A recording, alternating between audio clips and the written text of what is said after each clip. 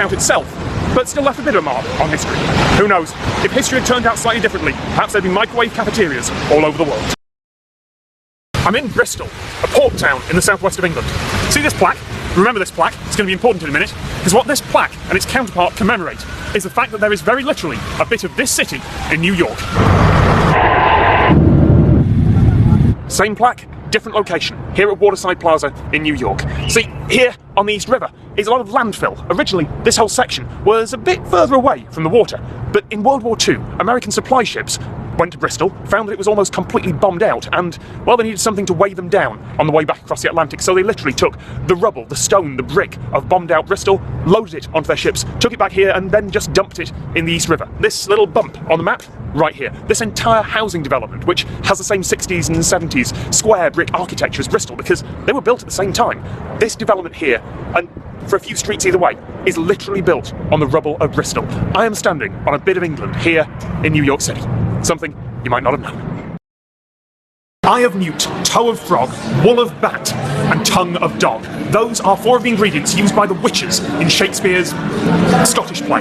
See, the thing is, I am currently very much on the stage, on a set, here at the Warner Brothers studio tour. This is the potions classroom from Harry Potter. And, well, it's considered extremely bad luck to use that word, that name, on an actual set. It is said that Shakespeare used an actual witch's room, and witches, suitably angered by that, placed a curse on the play, or on him, or, if you believe it, on anyone who said that word. And the result is that saying here is considered a very bad idea. But just have to think about that. That doesn't really make sense. I mean, not the curse part, that obviously doesn't make sense, but the fact that witches would use Eye of Newt. Witches, the cunning folk as they were called, the herbalists, they didn't get newts and cut out bits of their eyes and put them in a potion. That doesn't make any sense. Actually, they use herbs and botanicals, and that's what Eye of Newt actually was. Eye of Newt is just a code word for something much more innocuous, and there are any number of reasons why that might have been. The true reason is lost to history, that it could have been a code word designed to keep magic within the magic circle, or it might just have been a dialectal thing. We don't know, but what we do know, Eye of Newt was actually just mustard seed, something warm and calming to add to a healing broth, something you might not have known. Expelliarmus! Amateurs! The road behind me is closed. There's been a landslip, and that's a problem because it's pretty much the only road that connects the villages of Kelston, and a dozen others besides, to the picturesque city of Bath. There is a detour, but it's 14 miles long, and the council won't be able to open this road for a few months yet. But there is a solution, and it's quite an astonishing one.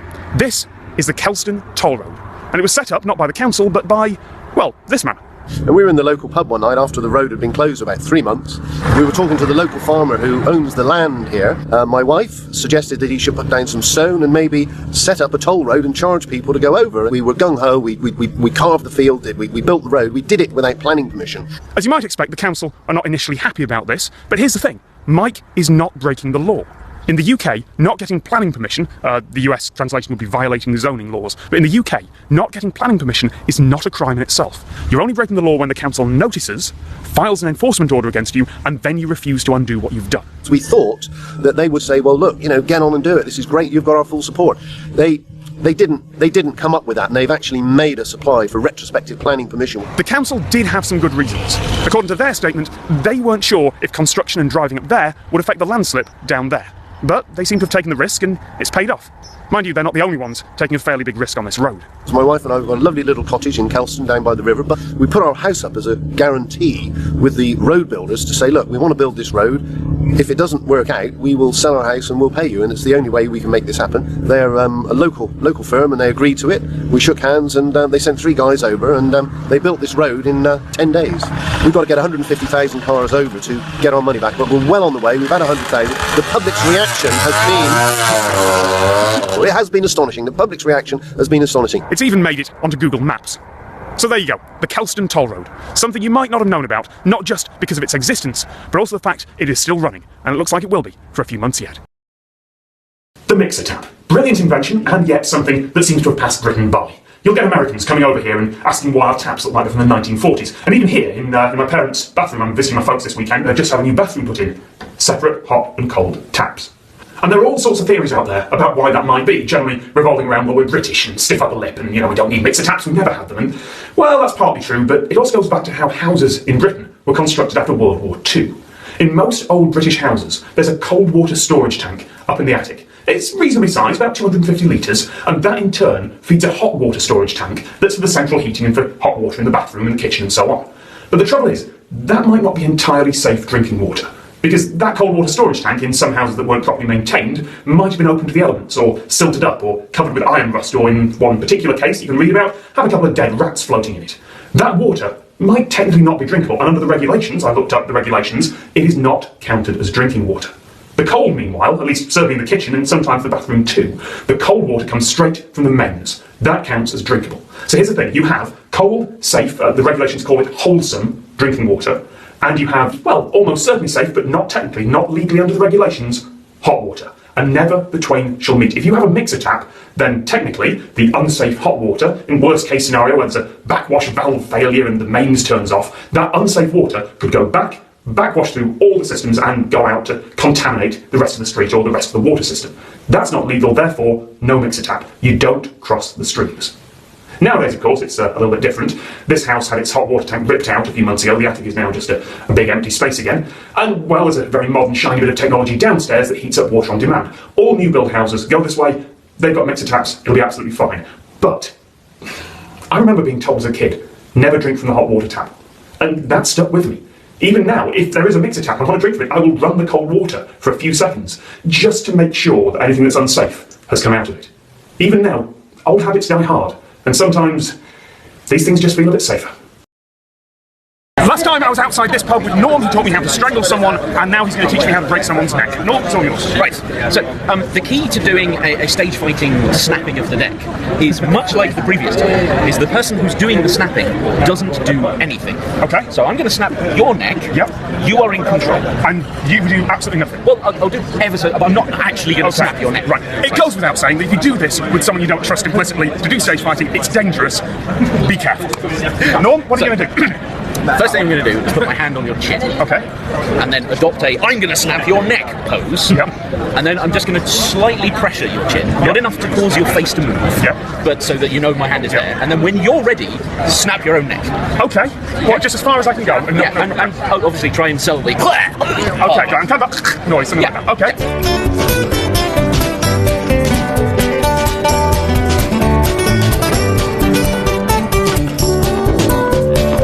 I'm over there.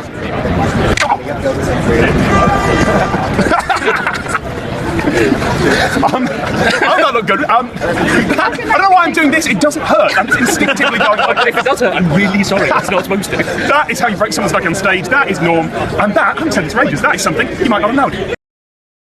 Scotland is rising, and England is sinking. I'm not speaking metaphorically, I am speaking literally, which is why I'm here at the Thames Barrier. This gorgeous thing behind me is one of the largest mobile flood barriers in the world, and it's what stops the Docklands, over there behind me, from being completely inundated when there's a storm surge or a spring tide.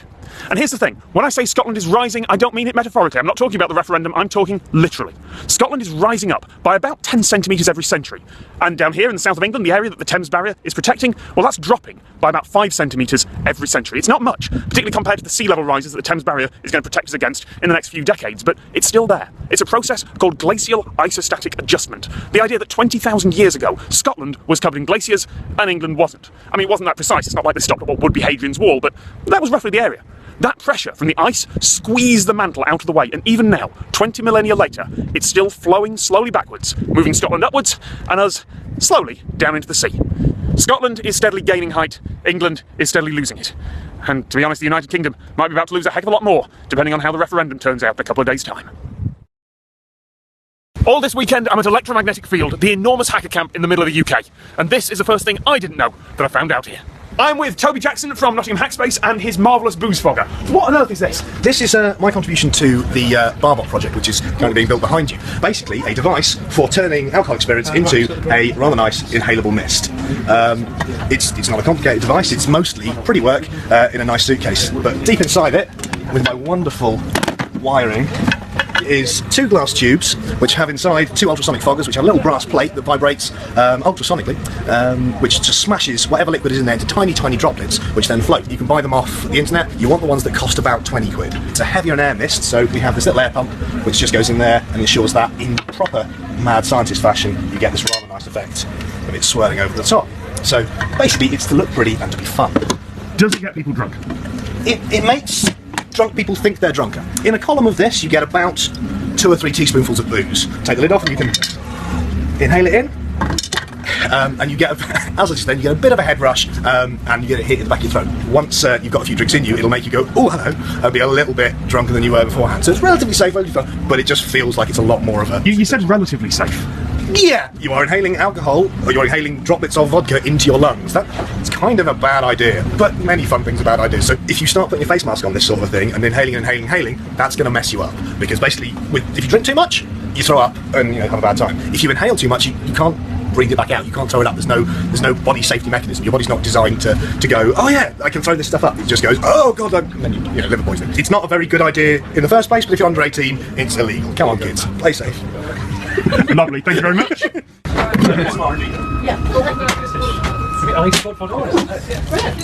Are we working? Yeah, we're working. Okay. We're giving value of work. This one's Yeah, it's got too much icing to stir. I'm good. It's alright, if it's got too much ice, it's a layered cocktail. Oh, that's right. There's no stir in it. Hey.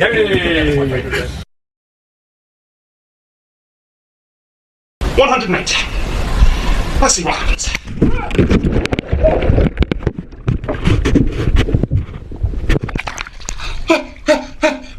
Wow! That it's incredibly unpleasant. And my heart rate is 91. There you go. Mammalian diving reflex actually works.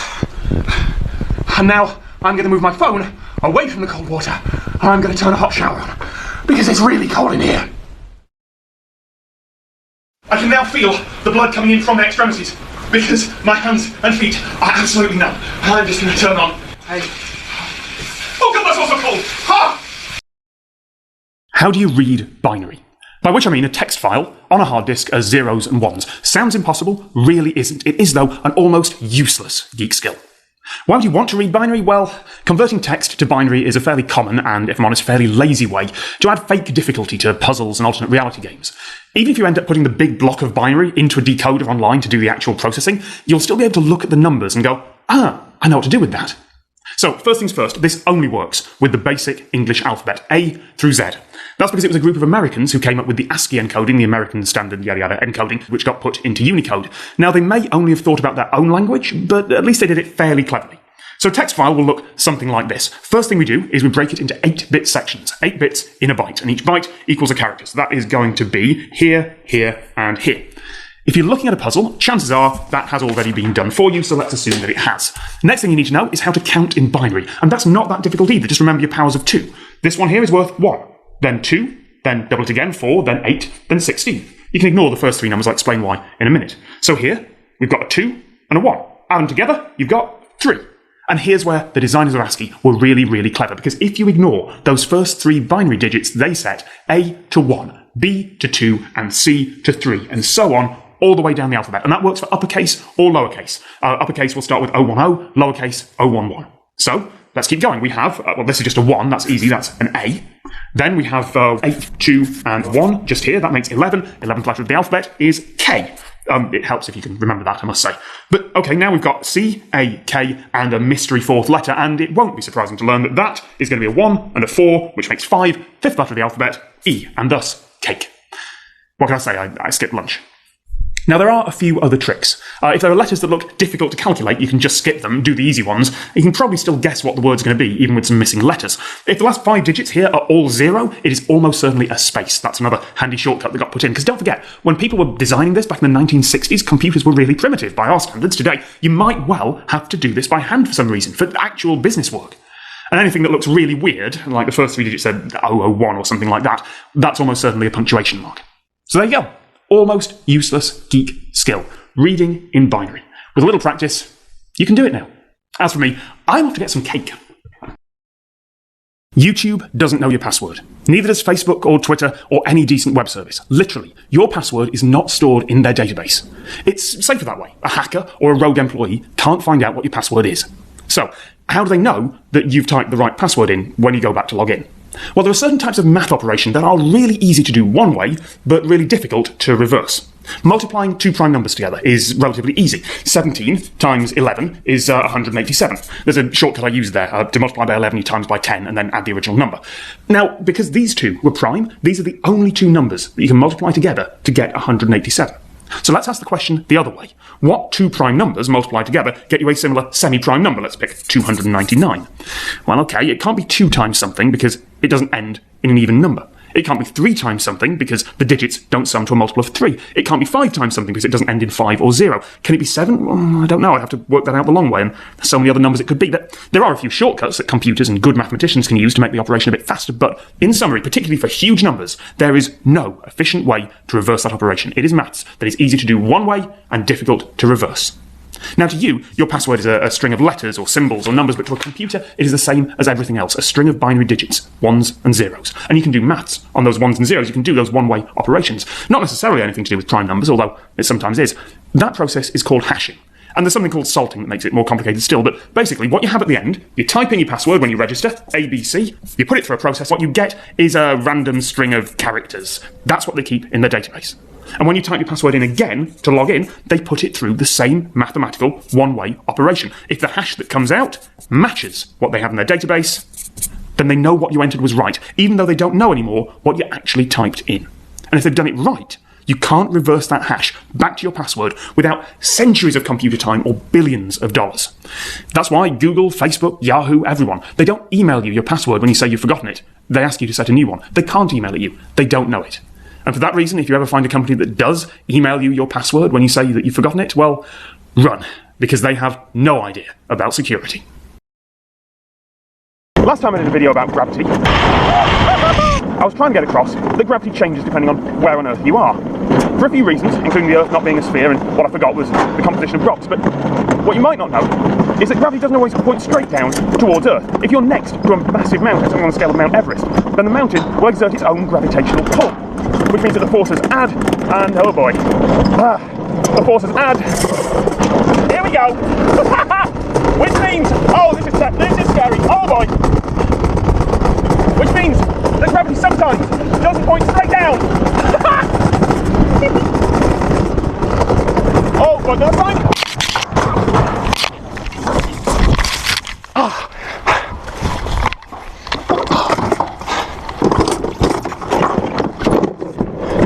Today's lesson is that when it says slow down, it really does mean slow down. You can come up on an inclined side. Don't believe the people who say that you can go down without brakes. Don't believe someone who says this isn't actually terrifying and you don't need to slow down around the corners. You do. And if you don't, it hurts. Never mind gravity. That is something you might not have known. Injury count. Road rash in 4 places, hand stung with nettles, and significant damage to my pride. Chris and Matt, they got down just fine. So like I was saying, gravity doesn't always point down, but remember that it does. Let's see if we can do the whole run brakeless.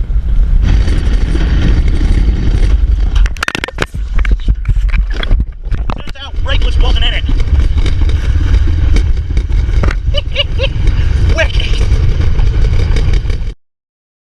I try not to do videos that are just look at this thing, but look at this thing! This is Bounce Below at the Slate Caverns in Blaenau-Ffestiniog in Wales. It's 3 enormous trampoline nets on 3 levels in a slate cavern, and there are people above me and people below me, and I'm standing above a 100-foot drop on a trampoline. And I try not to do videos that are just look at this thing. This is incredible! There are ladders and chutes and slides made of netting. If you're scared of heights, this may not be the thing for you. But whoever thought of installing trampolines and ladders and chutes in a slate quarry in Wales, you are a genius. It's like a cathedral made with netting, and it's amazing. There's a chute I can drop down here. It's just a hole in the net. Oh boy! Oh. I'm doing that again. So there you go. I'm exhausted. That was bounce below. There's nothing you should have known here, just somewhere you really should go to.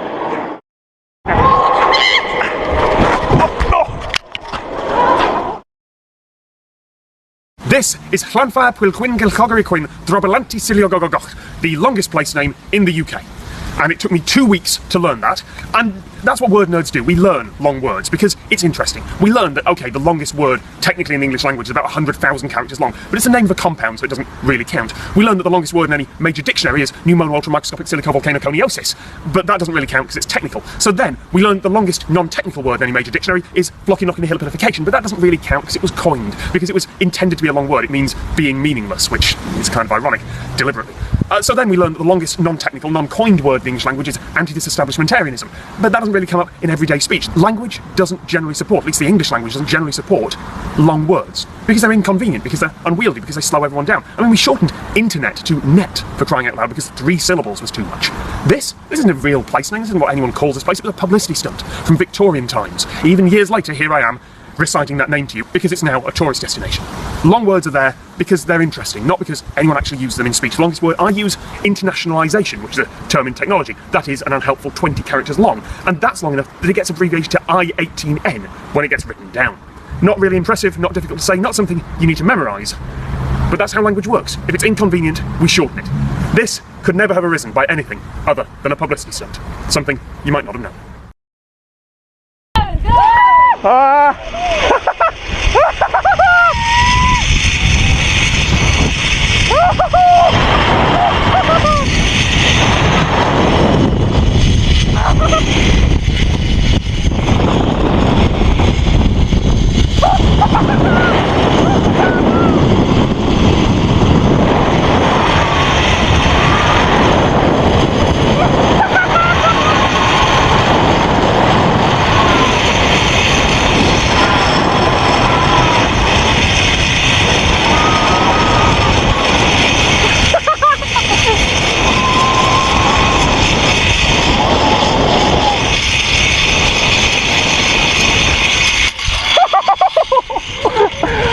Hello, how you doing?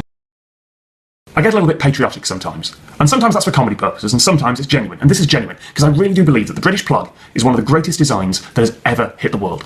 For loads of reasons. I mean, there's a safety feature that most folks, at least in Britain, know, which is that it's really difficult for a kid to take, say, a screwdriver and just poke it into one of the holes. Because up here is earth, ground, for the Americans, that's a safety one.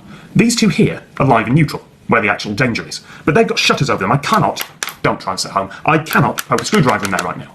What I have to do is plug the earth pin, which you can see is slightly longer, the ground pin here, in first. And when that goes in, little shutters come up and let the other pins in. So I can show that, because this extension here is really badly designed, which means I can put the plug in upside down. So if you have a look at those shutters, when I put the earth pin in, there we go, and there's now a contact for the other 2 pins. So you need to have a really inventive baby to be able to put one in there and another in there and then get a shock. So that's safer, that's brilliant. What about if you leave the plug halfway out? Because American, European sockets, you leave the plug halfway out, you've got live electricity that you can kind of touch, you can get a finger in there. Well, not here, because on the live and neutral pins on the bottom, you can see insulation extends halfway through them. If the plug is far enough in to make a connection, like that, all you can touch is the insulation. Okay, so that's the obvious safety features. What about on the inside? Because you've got to remember, until 1992, the British government did not require that electrical appliances had plugs on them. If you bought a toaster or a washing machine, you would get, almost always, a bare wire at the end. And you'd expect it to wire the plug yourself. So I got taught how to wire a plug in school, because that was still a required skill back then. Here we go, if I open this up. First, there's a fuse. And that's an artifact of when the standard was made. Post-World War II, there was a copper shortage, and, well, it was a lot cheaper to require a fuse in every plug and just build the circuit as one loop of cable going around the whole house than it was to have loads of individual copper strands going out all over the house and a fuse for each. So they just made the house one giant circuit, put a fuse in each plug. And that's now safer. Then you've got the 3 wires. Blue is neutral. BL, L for left, blue goes to the left. Brown is live, BR, R goes to the right, live goes to the right. You can also remember that live is brown because that's the colour your trousers will go if you accidentally hit yourself with it. And finally there's this one, the green and yellow. That's the earth or the ground wire. Now in normal operation that shouldn't be used, but it's basically a return path if all else fails. If something goes electrically wrong in the plug or in the appliance, that will ground it and all the electricity will safely go away from people. Because if that disconnects and there's a problem, well, you could touch the metal bit of this toaster and the electricity could ground itself through you and through your heart, which is bad. So instead, you have this wire here, and this is the really clever bit. This is the bit that not many people know about. You see that slack in the wire just here? In the event there's a tug on this cable and something goes wrong, and all these start fraying and coming out, the live and the neutral, the ones where the danger is, they'll get pulled out first, and then the earth wire will come out next. So in the event of damage or fraying, it's most likely that the earth wire is going to be the safe one, and no one's going to get killed. So there you go, the British plug, genuinely one of the best bits of design I've ever come across, with one exception, which is that if you just let it fall on the ground, because, you know, you're just throwing something out the way, it will almost certainly end up with the points pointing upwards, which means in the middle of the night, when you stand on it, it is really going to hurt. Let's say your team has just won a World Cup match. Unlikely if you're English, I know, but let's say you're French and you've just stormed it against the Swiss, and you're feeling patriotic. You open up your phone, you go to your Twitter client, it gives you 140 characters, and the first thing you do is sweep through the keyboard, sweep through the emoji on your phone, until you find the French flag. And then you hit the button, and it promptly gives you a nice little wavy flag here. The other advantage of the French flag, of course, very easy to draw compared to the British one, there we go. But as soon as you do that, just one flag has gone in, and your character count goes down to 138 right away. Why does that happen? You've only put one flag in there. And there are much more complicated characters you can put in. Emojis, in general, are really long in terms of binary representation. But they only count as one character. Typing in A, one character. Typing in a really complicated emoji smiley facing, one character. Why is the flag 2? Well, the reason for that is down to the Unicode Consortium. They're the people who decide what goes into Unicode, and they're the reason you have 250 new emojis just gone in. But they didn't want to put flags in Unicode because flags change really often. In the last decade, there have been new countries added. There have been countries that have changed through military coup or civilian uprising and changed their flag. And Unicode does not want to have to deal with that. So instead, they created something called regional indicator symbols. Oh yeah, I can totally write on a whiteboard. There we go, regional indicator symbols.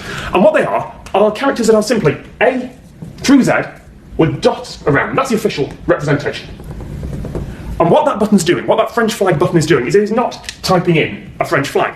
It's typing in reality, behind the scenes. Anything that doesn't have a French flag will see an F and an R. FR. It's the code for France. You get .fr domain names. That code is what anything that doesn't support that French flag sees. The iPhone does support it. Android, in most cases, does support it. Modern versions of Windows, I think, still support it. It takes those two characters and goes, oh, you mean the French flag? Puts them together, lies to you, shows you just one character. But the character count doesn't lie, because Twitter sees those as two characters, because, well, they are, counts them as two, your rate goes down. So there you go. Two characters combined to one, making the French flag. Simple as that. That is why it takes two characters to do an emoji flag, and not one. In the meantime, that's why it's two characters for a flag, and that is something you might not have known. I am squinting into the sun at the sundial at the Olympic Park, and this is a gorgeously designed sundial, because not only is the user the gnomon, the post for the sundial, so my shadow is reading 11 o'clock, and that's pretty much accurate. It also has GMT and BST, so some months still have the correct time, and it has the equation of time built into it. Now, the equation of time, the name sounds like pseudoscientific rubbish, but it isn't. It's equation in the old-fashioned sense of to make equal. See, there are two different types of time, if you like. There is solar time, there is the time that means that noon is when the sun is highest in the sky, and then there is mean time, clock time, a kind of averaged, ideal time where noon falls reliably, about every 24 hours. And, well, there's a distinction between the two. Because, look down my feet, June is now, so I'm standing here. Were it March or September, I'd be standing here. And that is because the sun would be in a different position in the sky, it'd be lower, because A, the Earth is tilted because of the seasons, and B, Earth's orbit is an ellipse, not a circle. So I'd be standing here, the sun would be in a different position, but my shadow would still read 11. And if it were January or December, in the depths of winter, I'd be standing here, and my shadow would still, well, actually the Olympic Stadium would be covering up the sun, so my shadow wouldn't be anywhere, but were there theoretically a shadow, it would still hit 11. And the interesting thing about that is that sundials have only been fitted with this in the last couple of centuries. You see, it used to be that sundials were the accurate record of time. When the sundial said it was noon, the sun was highest in the sky, and it was noon, no matter the time of year. And then along came reliable clocks, and later the railways and telecommunication, the requirement for different bits of the country to be on the same time, to have the same noon. And so it went from sundials being accurate and mechanical clocks being always a little bit out, to mechanical clocks being accurate, and sundials always being a little bit out. And you can find from a few centuries ago things called equation clocks, perfectly accurate clocks, reliable, 24 hours in a day clocks more or less, that would deliberately change their time, either by a complicated clockwork mechanism or by the user changing something, so that they were accurate to the sundials and not the other way round. Because sunrise in the east could be 20 minutes, 25 minutes ahead of sunrise in the west of Britain. So there you go. The equation of time. It's the thing that means sundials aren't accurate anymore, even though once upon a time, they always were. Something you might not have known. How do you make something last 1,000 years? Because that is a long period of time. There are very few human endeavours that have lasted a millennium. The buildings behind me aren't designed to last that long, a century perhaps, before they're raised and redeveloped with something else. The Great Pyramid of Giza, that's lasted an incredible long time. There are universities who can trace back nearly 1,000 years. There's a construction company in Japan that started in 578 AD and went into liquidation a few years ago. But if you have a project that wants to last that long, well, you're not going to be alive to see it through. I mean, we can hope that life extension technologies will come along, but right now, humans don't live much past 100 years. So what do you do if your project requires 1,000? Well, behind me is Longplayer, inside Trinity Buoy Wharf Lighthouse here in London. Longplayer is a music composition for singing bowls designed to last 1,000 years, from the start of 2000 to the end of 2999. And that is an incredibly long time. In order for that to work, it doesn't have to be a person that sees it through, it has to be a corporation. In this case, a non-profit, a charity, something called the Longplayer Trust, whose job it is to keep the composition going. Right now it's being synthesised by a computer. There's a large instrument in there that is in the process of being completed. And the Trust's job is this: update the computer when it needs updating, port the software to another language when it needs porting, find replacements for the people on the Longplayer Trust board when they need replacing, so that in 980 something years, whether it's here or somewhere else, or if the sea levels rise another city or country entirely, you will still be able to hear Longplayer somewhere in the world. That is how you make something last 1,000 years. You use many people and an entity designed to last that long, which is a corporation, which is something you might not have known. I am with Colin Furs. That's me. Dangling upside down with magnetic shoes that he's made. Colin, do you want to explain how these work? Basically, we've got a microwave transformer. You cut it in half, take one of the coils out, so you end up with this. It's like a little E-shaped block. Whack a car battery on it, and you've got a super strong electromagnet, which if you get in, put in some shoes, you can make magnet shoes, which are great, aren't they? They are surprisingly physically demanding, this. But let's talk about fail-safes, because, well, these electromagnets can be used in a lot of things. They're used in the doors in the office I work, and those doors are fail-safe. Fail-safe does not mean we have a backup. Fail-safe means they fail and it is safe. Because if the power fails, if there's an emergency, something like that, then everything's fine. The doors unlock automatically because there's no power and everyone can get out. There is an opposite to fail-safe, which is fail-deadly, and you usually find that in things like nuclear submarines who have orders to fire if everything falls to pieces. These shoes, well, they may not be fail-deadly, but they're certainly fail-unsafe, because if the electromagnets fail, or if the battery fails, or if I accidentally push one of these shiny red buttons here, well, then I fall to the ground, deck first, swiftly followed by the incredibly heavy magnetic shoes, which will promptly kick me in the face. So with all due respect to your invention, Colin, which is marvellous, can I come down now? Yep. You're looking red as your t-shirt. Oh my god, it takes so much out of you, this does. It's wonderful. There you go. Colin's channel is on screen now. He has all sorts of wonderful things like a jet-powered bicycle and world record attempts and... Thank you very much. That was take 4, and I'm not doing that again. You really appreciate gravity now, don't you? Thanks, Colin. This is the old Royal Naval College in Greenwich, the World Heritage listed site that most Americans, and let's be honest, most Brits know as that place that got blown up in Thor 2. But that blowing up would have been a heck of a lot different if it had happened a couple of decades earlier. See, for many years this was a working Royal Navy training base. That's why it's got the name Old Royal Naval College. That's not centuries ago. There were sailors being trained here up until the mid-90s.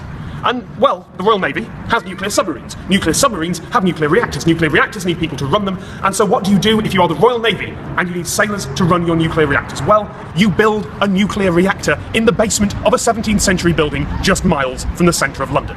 Seriously, right here, somewhere in this complex, somewhere in the basement of this, the King William building, there was a working nuclear reactor for many years, from 1963 to the mid-90s, at the time when Greenwich called itself a nuclear-free zone. This area was specifically exempted. And why was there no outcry? Well, first of all, not many people knew about it. The Royal Navy is quite good at operational security. And secondly, well, despite the words nuclear reactor being quite scary, it was only a tiny reactor. It produced 10 kilowatts, that's enough to power about 5 electric kettles. And the amount of fuel and waste it produced were actually pretty tiny. There would never have been a Chernobyl here. But, well, if Thor had invaded I don't know what Thor did, I haven't seen the movie. If Thor had invaded a couple of decades earlier, who knows? There might have been a bit more radioactivity to power his hammer. Like I said, I haven't seen the movie, I don't know what his hammer is powered by. I'm about to play bubble football, which, let's be honest, is possibly one of the most ridiculous games of football it's possible to play, but it is not the most ridiculous game of football in history. That goes to 1994 and the Caribbean Cup match between Barbados and Grenada. Barbados went into that match. You know what? I'm going to tell this story later. The 1994 Caribbean Cup. It is Barbados versus Grenada. Barbados need to win by 2 clear goals in order to qualify. Just winning isn't good enough. So, in they go. By halfway through the match, they're up 2-0, but with just 7 minutes left, Grenada pull one back, and it is 2-1, which means Barbados, despite winning the match, ain't going through. They haven't won by 2 clear goals. Now, there is a stupid rule in this particular tournament that if a match is drawn, it goes to extra time, overtime as the Americans would call it, and then ends on the first goal, which counts double, which counts for 2. So Barbados realise, hold on, we're 2-1 down. If we just score an own goal, equalise the score, we're going to have half an hour of extra time in which we just need to score 1 goal to go through because of this stupid doubling rule. So they do, they tap it back and forth, and then own goal in their own net, 2-2. And then with 3 minutes left, Grenada realise, hold on, they need to win by 2 goals. It doesn't matter whether the score is 3-2 or 2-3, we'll go through either way, as long as we score somewhere. So for 3 minutes, Grenada are desperately trying to score either a goal or an own goal because both will let them through, and they don't manage it. It goes to extra time, Barbados score the golden goal, and Barbados go through. And the moral of the story is this, that if you want to avoid ridiculous games of football, or any kind of game, if you're changing the rules, make sure you test them thoroughly first, for what economists call perverse incentives. And if you want a ridiculous game of football, then I thoroughly recommend that. Just remember to wear contacts.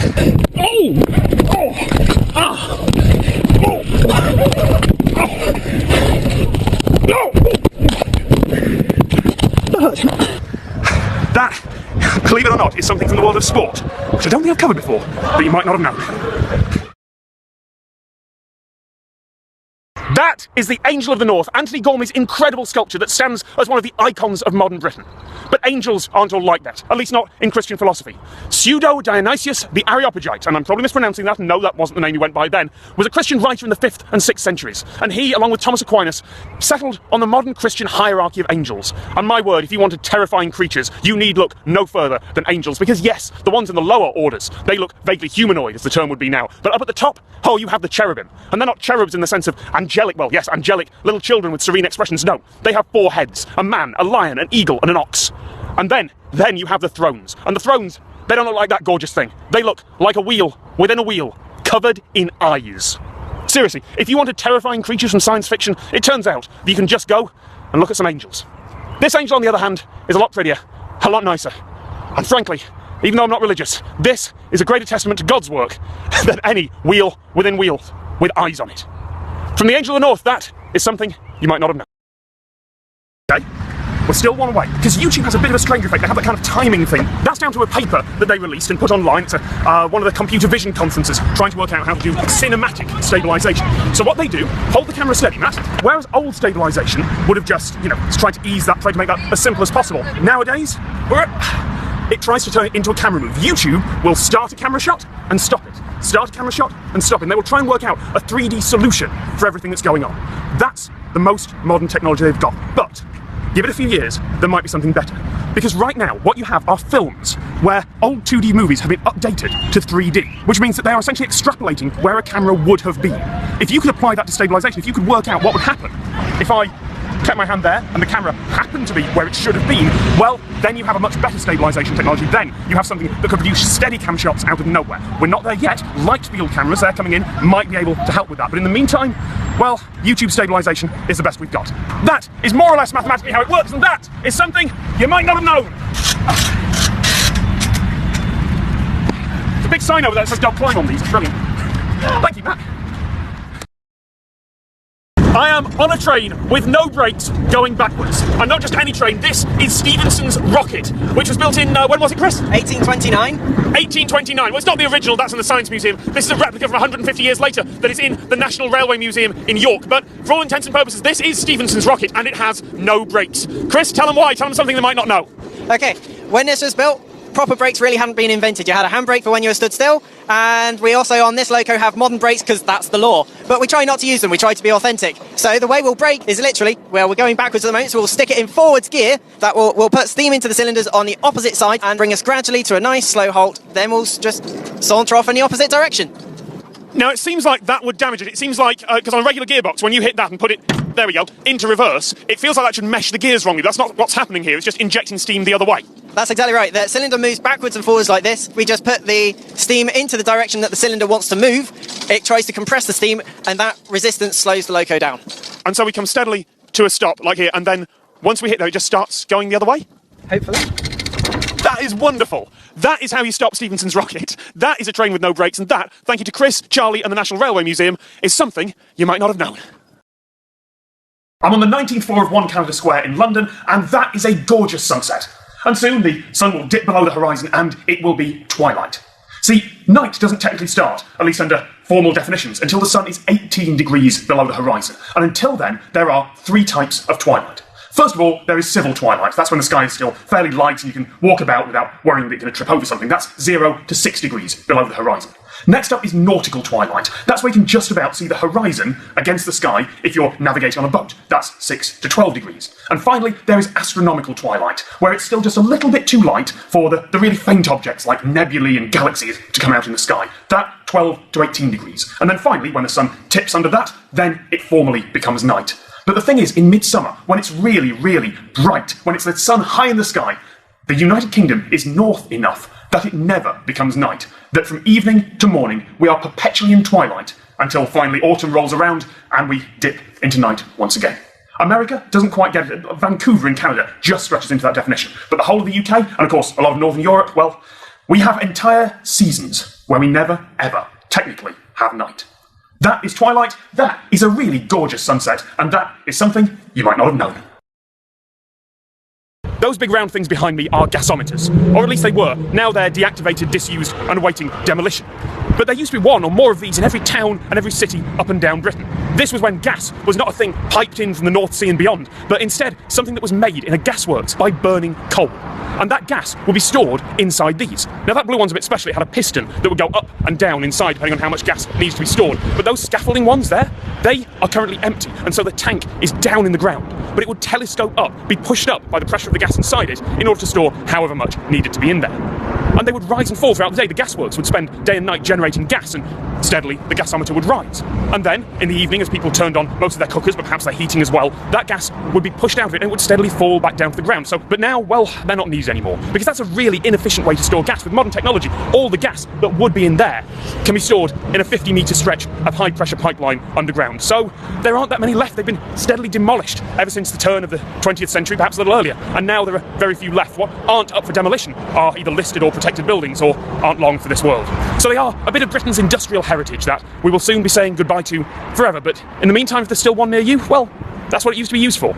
Say goodbye, because it probably won't be around for long. That's a gasometer, and that is something you might not have known.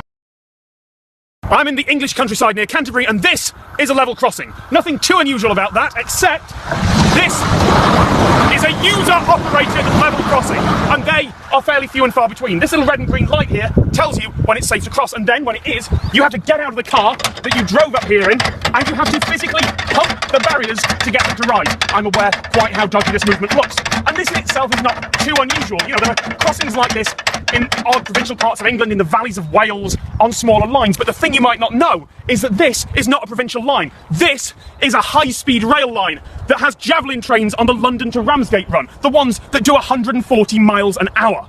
And, okay, they're not doing 140 here, they're doing about 40, maybe 50 miles an hour at most, but all that's stopping me from blocking this line, or worse, being hit by something on this line, is, well, this crossing and this little lever down here that drops the barriers and makes it safe for the trains to cross again. That is a user-operated level crossing, and that is something you might not have known. That's not gold paint on the bridge behind me. Those are tens of thousands of padlocks, put there by couples wanting to symbolise their everlasting bond. A bond that will no doubt hold them together into eternity as they steadily grow apart and more resentful of the other, eventually spiralling down into death, always wondering what would have happened if they'd made different choices along the way. My issues aside, it's also a pretty good example of the difference between fantasy and reality, because those locks will not stay there for eternity. They will eventually rust and fall off, or the council will come along and take them off with bolt cutters, as happens fairly often. And that difference between fantasy and reality is the basis of something called Paris syndrome. And what it is a syndrome that affected mainly Japanese tourists to the tune of about 20 a year, who would be so overwhelmed by the difference between their expectations of Paris as this city of light and romance and wonderful architecture and art and food and everything, and the reality, which is a fairly dirty and polluted European city, the same as London or Berlin or any other like it. The symptoms, well, they could be anything from delusions or hallucinations, all the way to tachycardia, which is irregular heartbeat, and other psychosomatic symptoms. Is it a real thing? Well, it's difficult to tell, because it does have journal articles about it, and it does have scholarly references and news articles, but I suspect if you looked at most cities with a big tourist industry, you'd have a good number of people sent home just overwhelmed with jet lag and homesickness every year. The fact that it's Paris, and it has this reputation, well, perhaps people are drawing a little too much signal from the noise of people just not able to cope with being away from home. Either way, it's Paris syndrome, and it's something you might not have known. I think I found the Evian bottling plant. Right now, I'm putting myself at risk of being sued. Why? Well, I'm filming in public in Paris, in France, and French privacy law is some of the strictest and worst defined in the world. See, it's been built over years, not by lawmakers, but by judges and case law. And what it means is this: just having someone identifiable in the back of my shot, even if I then don't publish it, might be grounds for someone to sue me. Or maybe it won't. It's unclear. There are cases that have gone both ways. Maybe I should blur anyone's face who's even remotely in the back of shot, or maybe I shouldn't. It's still unclear. Maybe if there's any modern architecture in the back of the shot, I should blur it out because that's copyrighted. Or maybe, in some other cases, it isn't. One thing has been clear though: I can take a photo of the Eiffel Tower in daytime and it's fine. It's not under copyright anymore. But if I take a photo at night, the lighting design on it, that is copyrighted, and so I'd need a license before I were to publish that online. To make matters even more complicated, I am British, and I'll be publishing this when I'm in Britain, to YouTube, which is an American company, which has an office in France. It would be a complete mess. Maybe I'd win if someone brought a case against me, maybe I wouldn't, but either way, there'd be a long and costly legal battle. British law has a reasonable expectation of privacy in your own home or in a private place, but in public, if you're filmed, there's not much you can do about it. American law is much the same, based on their First Amendment and their very strong freedom of speech laws. But here, well, France puts the power very much in the individual and their right to privacy over my right to film them. Maybe that's right, maybe that's wrong. And as for all these tourists around here taking photos, well, let's hope nobody sues them.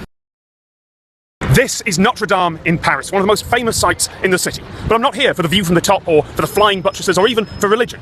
I'm here for something just outside it. If you look down from the top and stand just outside the main entrance, you will find a marker on the floor called Point Zero. Point Zero is the place from which all distances in France are measured from. Now, I'm filming all the way out here, by the way, because once one person starts taking video of it, it starts to attract tourists in the same way that artisanal French bread attracts pigeons. That's a visual metaphor for you there. France isn't the only country with a point zero. A lot of countries in the developed world have them. There'll be a marker or a monument somewhere in the capital city that says this is where the numbering starts from. The UK, though? No, we don't have one. Neither does the US. I mean, the UK does have Charing Cross in London, but only some roads are measured from there. And the US? Well, you do have a marker in Washington, DC, but, well, no one uses it for anything. Most US states restart their numbering when a road enters their territory. And here in Paris, though, you have a marker that isn't really used anymore in these days of GPS and satellites. But what you have is a relic of a past time, a marker that simply says, this is where we started from. This is back when we had all the triangulation and manual calculations needed to actually map something, back when it was longhand. This is where it all began. That's Point Zero, and that is something you might not have known. I am under the English Channel on a train in one of the wonders of the modern world, the Channel Tunnel.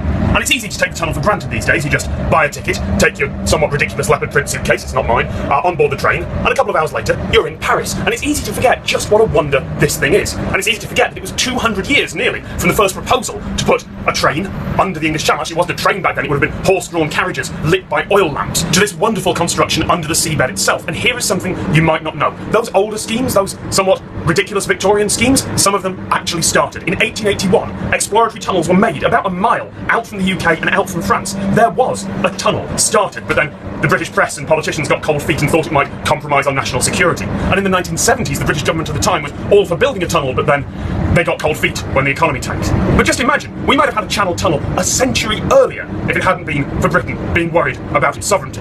Although given there was World War II and Hitler really could have invaded through it, perhaps they were onto the right idea.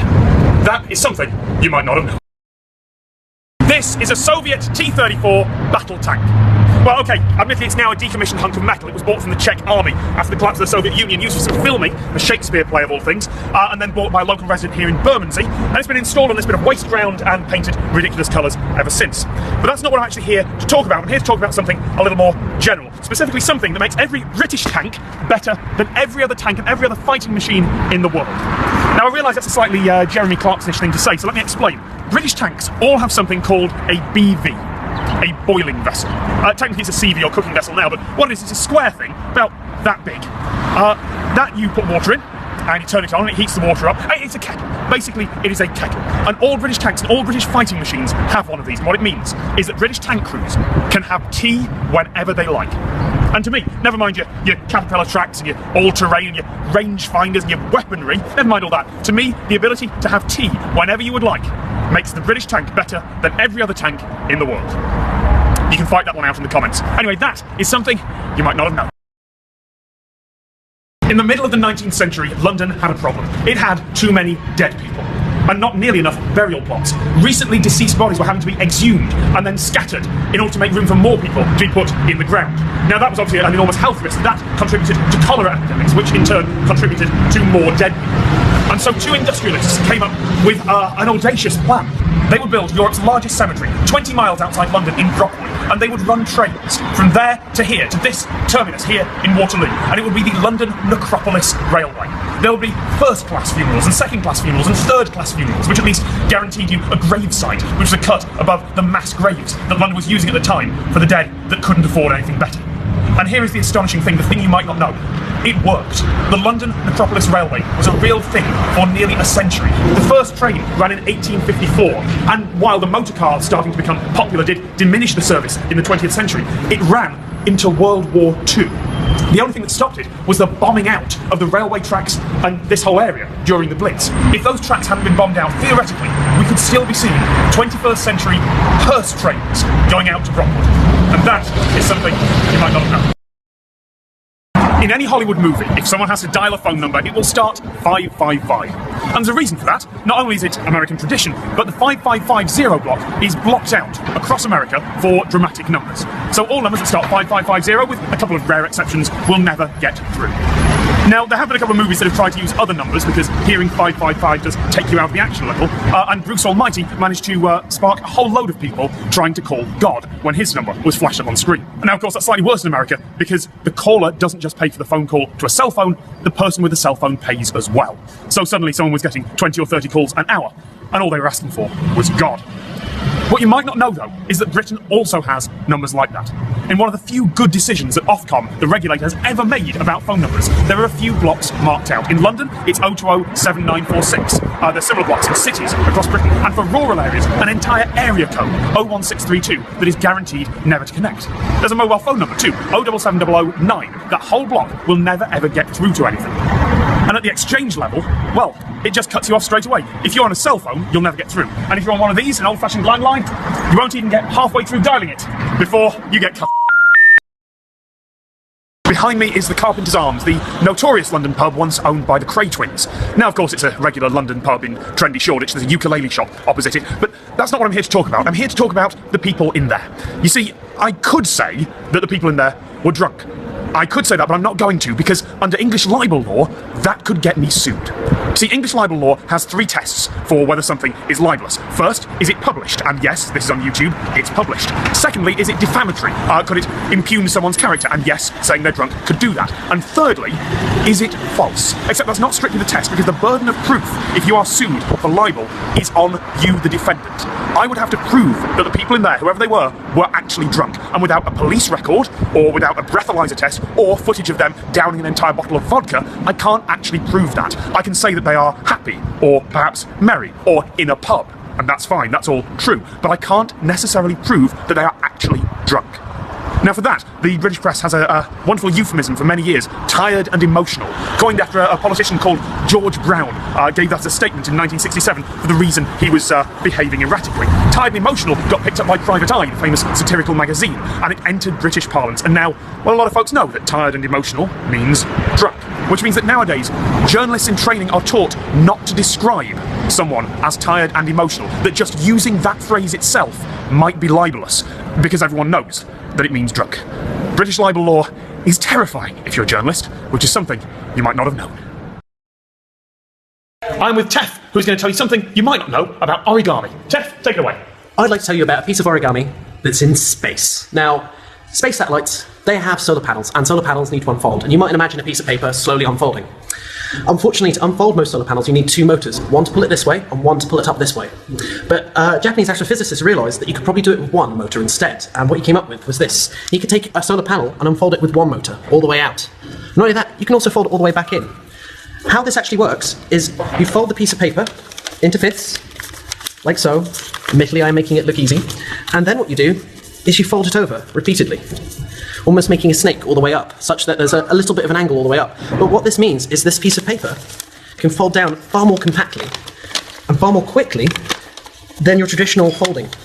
Now, this actual fold is called the Muro fold, and it's also used outside of solar panels. It's actually been recently tested with lithium-ion batteries because it folds down so compactly, it improves the energy density.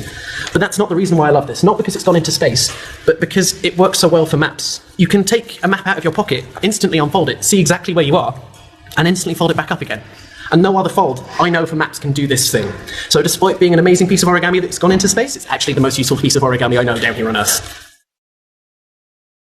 I am back in the UK and I have a cold. I've lost my voice, I sound a little bit like Tom Waits. So it is the 21st century. Why can I not just take a pill and cure this thing? Well, first of all, the pills that we do have are antibiotics and they don't work against colds. You'll have seen this poster in your doctor's office. You need a vaccination. And, well, it's difficult to find a vaccination for the common cold for the same reason that once you've had one cold, your body is not automatically immune against all others. There are hundreds of the buggers and they keep mutating. It's the same reason why you have to have a flu shot every year. Actually, that's worse than that. The World Health Organization has to predict months in advance which flu strains will be popular this winter, and then ramp up vaccine production accordingly. And they've got natural selection against them too. If they release that vaccine too early, then the viruses that are able to rapidly mutate against it will be successful and will spread instead. The common cold works in a similar way. There are hundreds of strains constantly mutating, and because it doesn't generally kill people, just cause some discomfort, there isn't the millions and millions and millions in research funds going towards getting rid of it.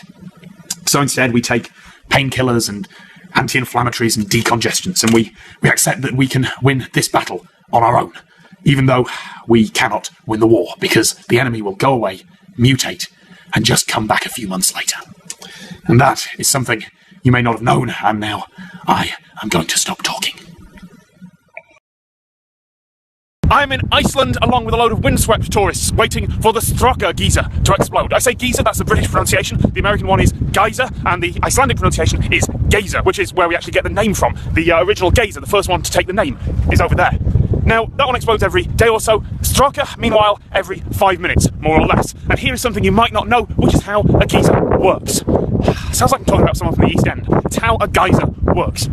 Somewhere under us, there are incredibly hot rocks, and next to that, there is a water supply, some form of underground river, or maybe just glacier melt seeping in. And what's happening there is that all this water is pouring and pouring and pouring and hitting those hot rocks, and it wants to turn to steam, it wants to become a hot spring, but unfortunately its only escape route is a very narrow vertical tunnel. And that tunnel is so narrow, and there is so much water in there, that it's acting like a pressure cooker, and it takes a lot of pressure for it to be able to force that plug of water out. And that's what's happening right now. That water is trying to force that cooler plug out from underneath. It will build up and build up and build up, and there will be so much heat and so much pressure that it will force a little bit of that plug out, which will make it much easier for the rest to follow, which will make it much easier for the rest to follow, and the Straka geyser will explode, as it does every 5 minutes. That is how a geyser works, and that is something you might not have known.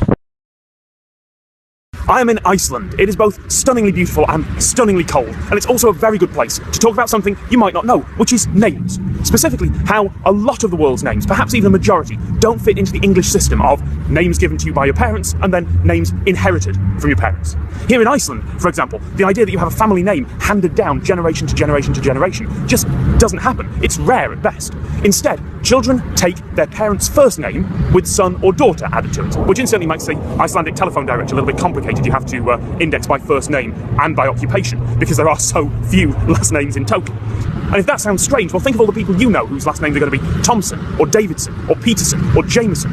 All of those are that Icelandic system, which used to be the English system. It's just changed now, so it is a family name. And beyond that, you have all the people who don't go by their legal name. Technically, even I don't. My legal name is Thomas Scott, but I go by Tom.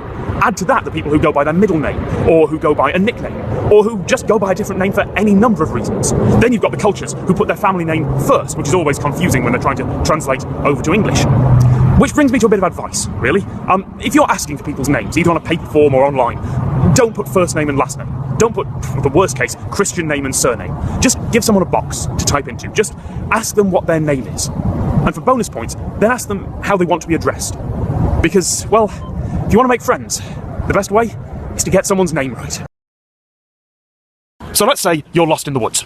First of all, what the hell? How are you lost in the woods? How do you not have an emergency plan, a map, a cell phone, something? But okay, let's say you're lost in the woods. Let's say forces unknown have dropped you off here and left you to fend for yourself. Okay, you know that, given, no references from the outside world. Let's say it's cloudy, as it is. So you don't know where the sun is. You know that humans will generally wander in a very large circle around and around and around until they collapse from exhaustion. But you know that if you keep going in one direction, if you manage to keep going straight, then you might well survive. But how do you know you're keeping in one direction without a compass or a map? Well, you should know. This is something that most people know, that moss grows on the north side of trees, like this. Because moss prefers damp conditions, dark conditions. In the northern hemisphere, the north side is going to be damper and darker because the sun will normally shine on the south. It's opposite, of course, in the southern hemisphere. Sun's mostly in the north there, so moss will grow on the south. But I'm currently in the northern hemisphere, I know that much at least. So this must be the north side of the tree. No. No, actually, that's not true at all. Because north is that way. North side of the tree, no moss. Because it's actually much more complicated than that, which is something you may not know. You should not use moss for emergency navigation, because the microclimates in the area, particularly here, I'm in Ravenna Park in Seattle. This is just a ravine with very little in the way of sun from any direction. The microclimate here means that the west side of the tree is actually going to be the darkest and dankest and mossiest. So if you're in a flat plain in perfect conditions, well, perhaps it might help you. But for emergency navigation, your best idea... Well, look, let's put it this way. I'm not Bear Grylls. The best way of surviving is not to get lost in the woods in the first place. I am in Baton Rouge, Louisiana. How do I know that? Because it is written in enormous letters on this levee just here. And this levee is on the Mississippi River, the most important river in America. Not just because of the amount of water that it moves, but because of the amount of cargo. Look at all these barges just here that are waiting to have whatever they're carrying moved to the container ports and to the factories that line this river for miles and miles and miles and miles. But here is a problem, and something you might not know. The Mississippi River doesn't want to be here anymore. You see, about a century ago, in the age of steamboats, there was a bend in the river, about 80 miles away from here, called Turnbull's Bend. And that took you 20 miles out of your way. And of course, we're humans, we don't stand for that. So a canal was built to cut that bend out the way. Now that caused a problem. That's a difficult word to say. Water modelling wasn't really a science back then. It was more a case of just try it and see what works. So that new canal, combined with the removal of a logjam on the Atchafalaya River, meant that the Mississippi wanted to move. It had found a much faster, steeper, and quicker route to the sea. So gravity took it that way. Suddenly the Mississippi didn't want to go this way, it wanted to go down the course of the Atchafalaya River, a completely different route to the ocean. And that is a big problem because here we have all these factories, all these container docks built and relying on this river. The Mississippi moving would be a multi-billion dollar, possibly even $1 trillion disaster for America. And so, 80 miles upstream from here, where once there was Turnbull's Bend, is now the Old River Control Structure, built by the US Army Corps of Engineers, who are the, frankly, amazing group who handle enormous public works and dams in America. The Old River Control Structure means that the Atchafalaya River is dammed, is stopped, and 70% of the flow coming into it still moves down the Mississippi. It is a battleground, if you like, between humans trying to keep our world working and nature, which very much wants to go its own way. So there you go, something you might not know. The Mississippi River really doesn't want to be here anymore. I'm in New Orleans, Louisiana, in the French Quarter, in the Crescent City, the home of jazz, and a really good place to talk about zip codes. No, seriously, because New Orleans is on the Mississippi, which is the dividing line between the West and the East of America. And zip codes work like this. Up in the northeast, you have the zeros. Up in the southwest, you have the nines. And New Orleans, here in the middle, you have the sevens, not the fives. That's because the population density in the northeast is much higher, and so, it's spread out by that rather than just geographical location, which does make sense. And there is one zip code, of course, that is more famous than all others, Beverly Hills 90210. And the reason is a committee decision at some point in the US Postal Service when they were setting up zip codes. At some point they decided Beverly Hills will get this arbitrary number, and of course a TV show made it famous. Something interesting, though, that you might not know, back in 2000 there was a company called All Advantage, and their shtick was this: download a program that would just put adverts permanently in the bottom of your screen, like watching a YouTube video only with everything.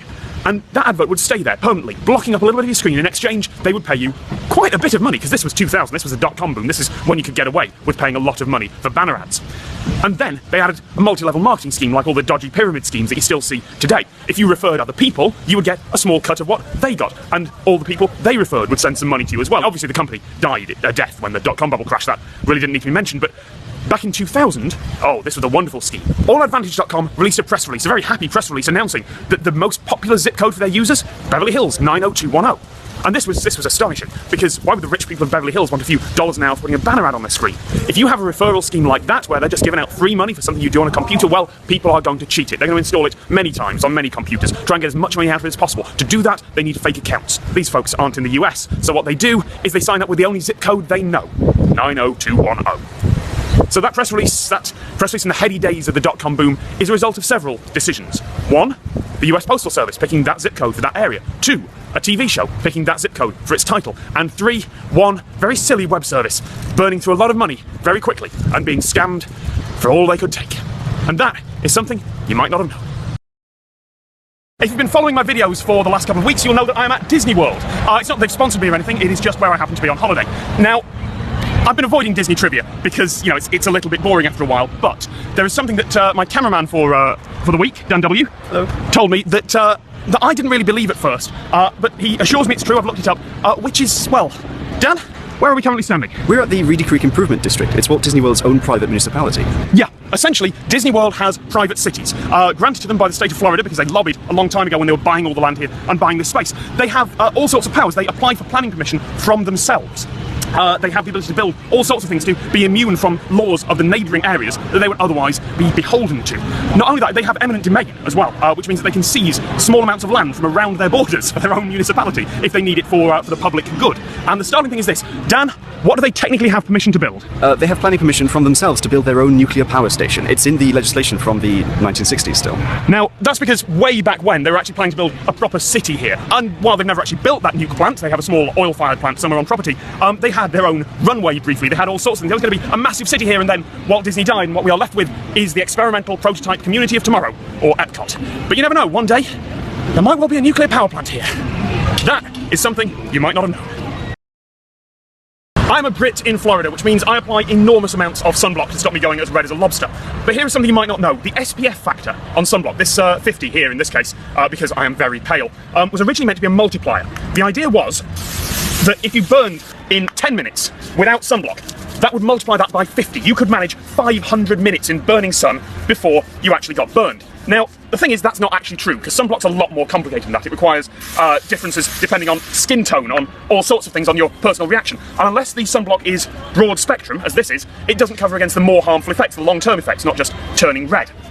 So how do they test it? Well, the way they test it is quite wonderful. The FDA in the US, for this, the Food and Drug Administration, requires what is known as an in vivo test, meaning it has to be done on an actual live volunteer, which means that someone has presumably one arm covered in sunblock, one arm not, and then they are put under a test sun simulator until they burn to see what happens. And while it can technically get up to 100, 200 times multiplier, the FDA requires no more than 50. In Australia, no more than 30, because anything more than that is considered confusing to people who might think that they can put sunblock on and stay out all day, every day, with no risk of skin cancer. So there you go. Sun protection factor, mostly a load of rubbish. Although you should still wear it, because otherwise, well, you're going to end up like I'm going to look in probably a few hours' time. And that... A dream is a wish your heart makes is from Walt Disney and from Cinderella. That is Cinderella's castle. It's not true, of course. A dream is a random firing of neurons that your brain is trying to interpret, but it's a lovely saying. And there are people called aneronauts, that's a technical term they've come up with, who are dream explorers, people who do lucid dreaming. The idea that you can sort of wake up in your dream, be aware that you're dreaming, and then control whatever you want. Fly, talk to people, beat fears, whatever you want to do. Now, I've tried to do this in the past, it's not been terribly successful for me, but one of the things I did learn is something that you might not know, which is how to tell if you're dreaming. There's a check you can start doing a couple of times a day that is apparently quite a good trick to learning to lucid dream. And the simple test is this: read something, read anything, the words on a sign, a newspaper, whatever you want. Not only will they not make sense, but they will change every time you look away and look back at them. They'll just be whatever words that your brain happens to come up with, through everything in the dictionary, utter nonsense. Whatever your brain happens to come up with, whatever neurons in the language centers of your brain happen to fire, those were the words you read. So if that happens, look down at the thing in front of you right now. I mean, admittedly, computers don't generally work in dreams either, and that's another good sign. So either you're dreaming or you're running Windows. But basically, look for words, see if they change. And if they do, well, don't try and wake up. Try and have a bit of fun first. That's lucid dreaming, and that is something you might not have known. Nowadays, if you want to interact with a TV programme, you pick up the phone or you text and you vote. And if you want a lot of information, you go on the web. But it wasn't always so before the web got mainstream. What you would do is you would send a stamped addressed envelope if you wanted a big packet of information. This means for anyone born after, say, about 2000, you would take an envelope, you would address it to yourself, you would put a stamp on it, you would put it in another envelope, and you would post that envelope off to the TV company. And a couple of weeks later, they would get it, open it, put their information in the envelope you'd written to yourself, send it back to you, and then finally a month later, you would actually have some information from the TV company. Now, in the early 90s, before the web came along, someone did have an idea. A couple of British programmes on ITV. Yo, bad influence, check it out, MC Crane, kick it one time. I'm sorry. Experimented with something called a data blast. Home video recorders were now a thing. So over the credits of their shows, right at the end, they would put information in each frame over the credits, so that home viewers could record the whole thing and then pause through at their leisure. Which was a good idea in theory. In practice, it was a bad idea because the web came along, and it was a bad idea because home video recorders aren't nearly good enough to manage that. They stutter, they create artifacts, they have all sorts of problems. But who knows, if the web hadn't come along, maybe even now we'd have a data blast at the end of each of our TV shows. And that is something you might not have known. I did a video a couple of days ago about how to throw a bucket of water at someone. I got a couple of complaints about that, mainly about me falling in the pool at the end. A couple of people complained that my acting was terrible. It was. A couple of people claimed that the push was obviously faked and scripted. It was, because anyone who would push someone into a pool without their permission is an absolute jerk, and I wouldn't want to hang around with them. But no one picked up on the real obvious clue it was fake. Not even the underwater camera shot that didn't have a camera in the wider angle. No, the reason is, if you actually try and push someone into a pool, it doesn't look like that. You push someone into a pool, they're not going to want to go in. Priority 1, don't go in the pool. Priority 2, keep your head above water. So it tends to be sort of a half stagger and then a bounce, and then they come out dry from here upwards. You push someone into a pool in the movies or on TV though, and it looks a little bit something like this. Go, Hadley. Ah! Ah! The differences. He starts retrieving the new camera. I went in back first, as low as I could go, as much oomph as I could manage, and going underwater. And then, you can see that I actually keep myself underwater. My arms are pedalling the wrong way, because it looks way more impressive if I'm underwater for a couple more seconds than I actually would be. Anyone sensible, anyone who was actually intending to get thrown into the water, wouldn't stay under. They'd barely go under at all. Their hair might even be entirely dry. But you push someone into a pool in television, you need to convince the audience that it's a big splash, that it's a big underwater boom that sends them all the way down. In reality, as ever, it's not nearly as impressive. And that is something you might not know. And now, here are all the other takes of me getting pushed into the pool.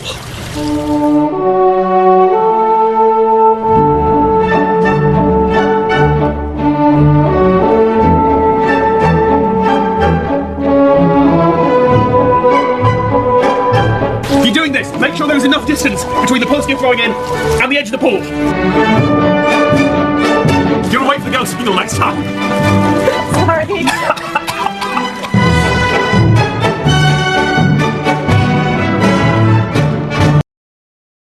If you have a GPS unit in your car, in your smartphone, in whatever, it will almost certainly not work if you go above 60,000 feet or go faster than 1,200 miles an hour. And the reason is this. This is the Rocket Garden at Kennedy Space Center in Florida, and those are intercontinental ballistic missiles that they strapped a person on top of and sent them into space. And when GPS was being developed by the US Department of Defense, the Cold War was still going on. And, well, they didn't want Soviet intercontinental ballistic missiles to be incredibly precisely targeted. And so all the GPS chips that are for consumer use have this restriction in them, that if you go too fast or too high, they will say, oh no, I am a missile, and stop working. And the only time that this has really affected anyone is in the last few years, as high-altitude unmanned ballooning has taken off, the kind of stratospheric weather balloons that take gorgeous pictures from on high. Because when they come down, they need to be tracked, and the GPS unit suddenly thinks it's in the stratosphere, it must be a missile, and it shuts down. And the solution? Some of these GPS units only shut down if you're going too high and too fast. Find one of those, you can use it in your balloon. Otherwise, it's probably best if you stay a little bit closer to Earth. And that is something you might not have known.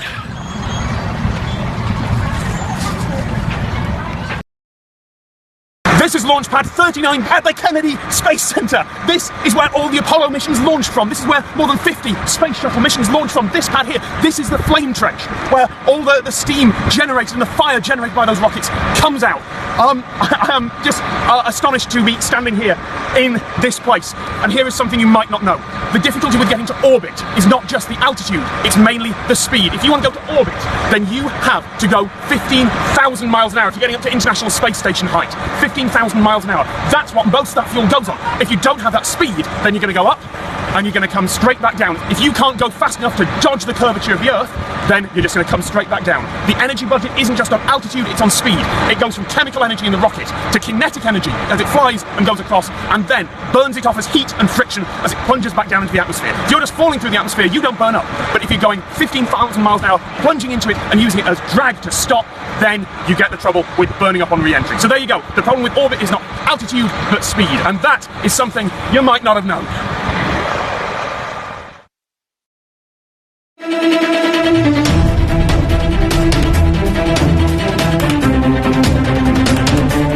And that's that shot gone. Okay, it's been a while since I did this. You ready? Yep. Yep. Aim for chin. Go. You missed. Everything from here upwards is dry. Do you want to try that again? Oh, cut it halfway. 1, 2, 3.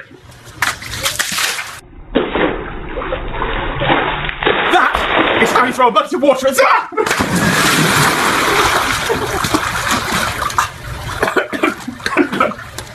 and that is something.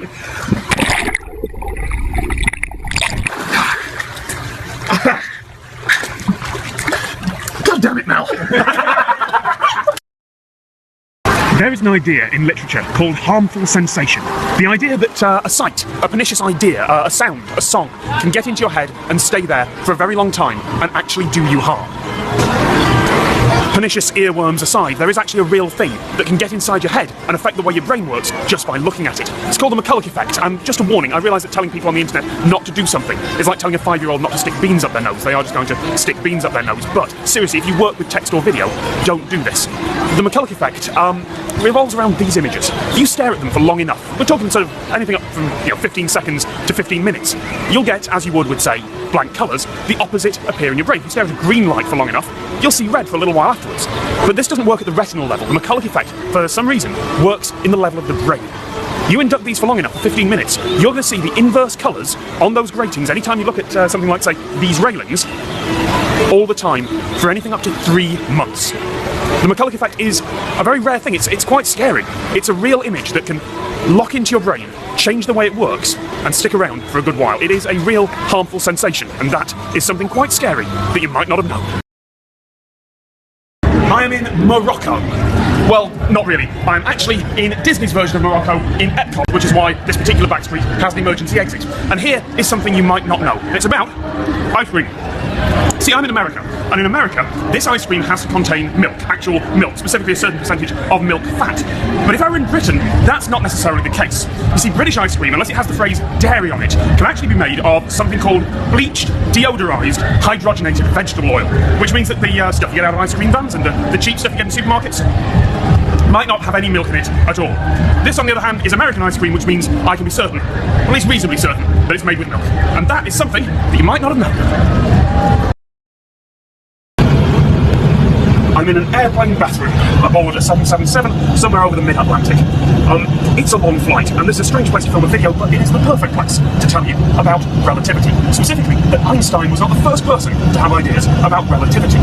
Centuries earlier, Galileo came up with the concept of what is now called Galilean relativity, which is the more basic idea that if you're in, well, he would have been thinking about something like the hull of a sailing ship, but if you are in an airplane bathroom, there is no physics experiment you can do that will tell you how fast you are going.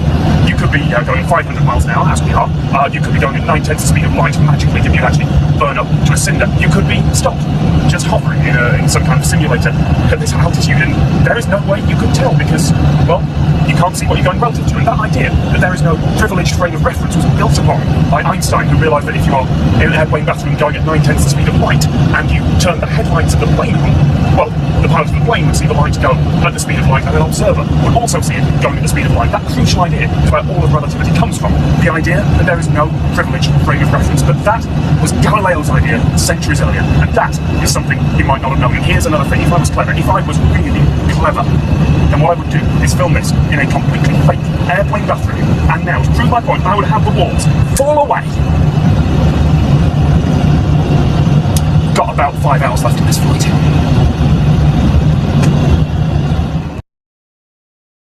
Behind these walls is Crossrail, or at least one of the sites for Crossrail. It's one of the largest engineering projects happening in the world right now. But I'm not here to talk about that, I'm here to talk about what it sounds like. Because for decades now, every construction site in the world has had this noise. Now obviously I've dubbed that in afterwards, it's a reversing beeper, I don't have a truck here ready to run me over. But in the last 10 years or so, increasingly, you've been hearing a different noise instead. You've been hearing this. A white noise reversing beeper. And that came out of an invention at Leeds University in 2001. It's now become the standard for most major construction projects, to the extent that Crossrail does not allow vehicles with an old school single tone reversing beeper to actually get in. So, why do I mention this? Because it's a fairly geeky fact to know. Well, two reasons. One is that it's safer. Your ears can pick out that broadband sound, that white noise, a lot better than they can pick out beeping, which means that you can play it at a lesser volume, not annoy the residents around here as much, and it's safer, because your ears can pick out that tone and tell where it comes from. A single monotone beep can do all sorts of echoing things. It's not a natural sound, your ears aren't trained for it, but white noise, that kind of your brain can pick out where it's from. So if you've got 5 trucks in there, all reversing, you'll know where they are, and you'll know if one is about to run you over. And that is something you might not have done. This is London's cable car, the £60 million boondoggle that the Mayor of London insisted was a vital part of the city's transport infrastructure.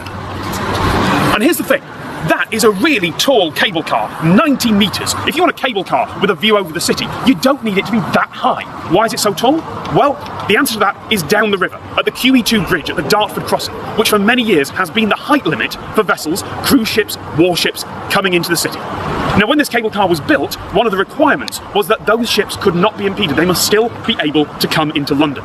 But here's something you might not know. This height, this expensive height here, is a compromise. Every metre you ratchet up the height, you also ratchet up the cost, but it has to be high enough to let those vessels pass underneath. And the thing you might not know is that, well, the way they bodged it is that if a tall ship needs to come underneath at low tide, they will remove all the gondolas and make sure there's no passengers on board, put everything safely away, so that the wire, unladen, raises up enough to let boats pass.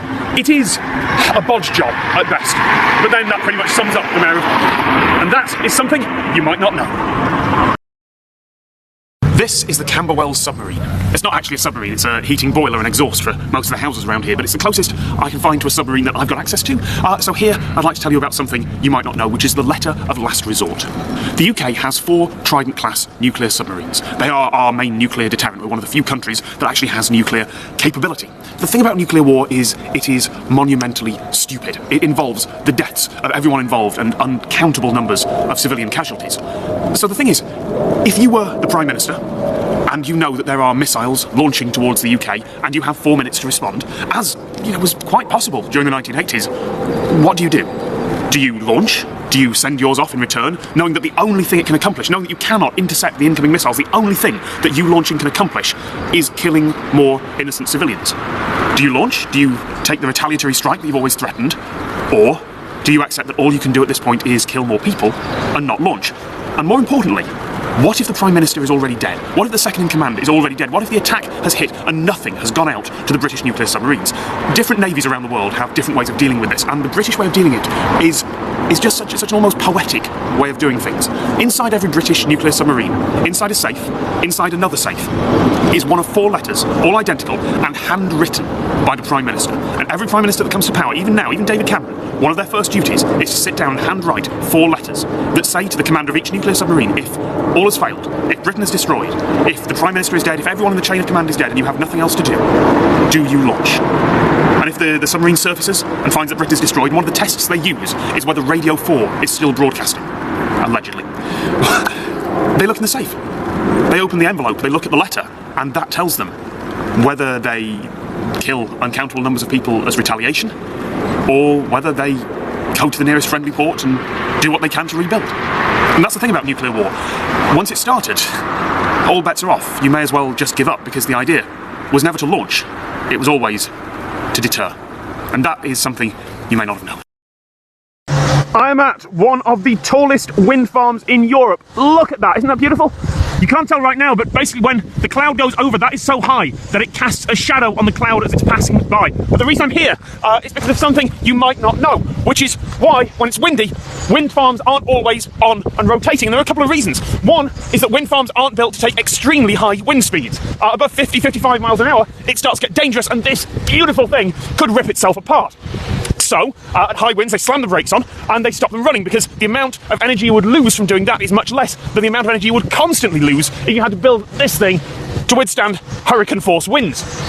The other reason is that the national grid can't cope with more than enough power being dumped into it. There are no giant storage batteries that can hold the entire output of a power station. So, what happens is, if the demand is low, then they will just turn off the ones that are easy to turn off, like this. And when demand rises again, they will turn on this and hydroelectric power plants in order to deal with instant demand. Nuclear, coal, gas, all much harder to shut down, all much harder to start up. And so, the national grid keeps us balanced at 50 hertz, 50 cycles a second, 60 in America, 50 in Britain, by monitoring the plants like this and turning them up and off as needs be.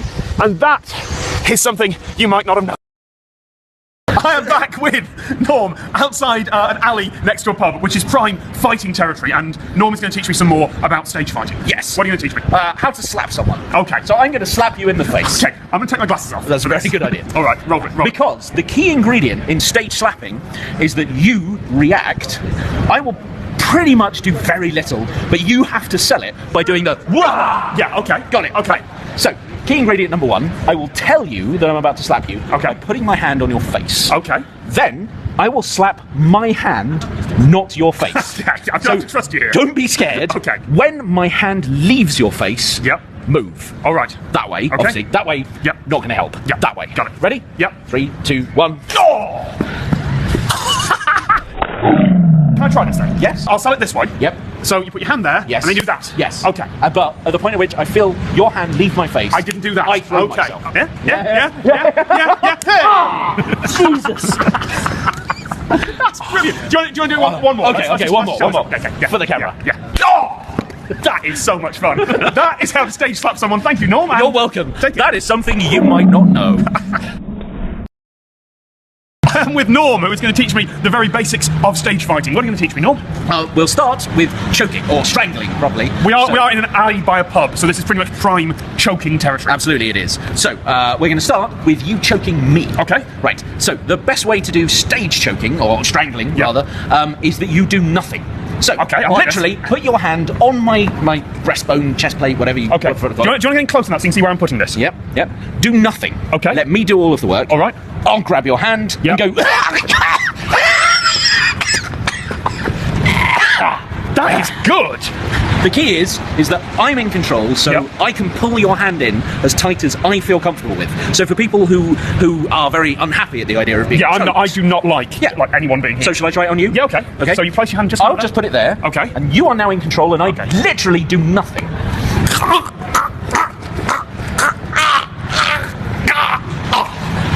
Whoa!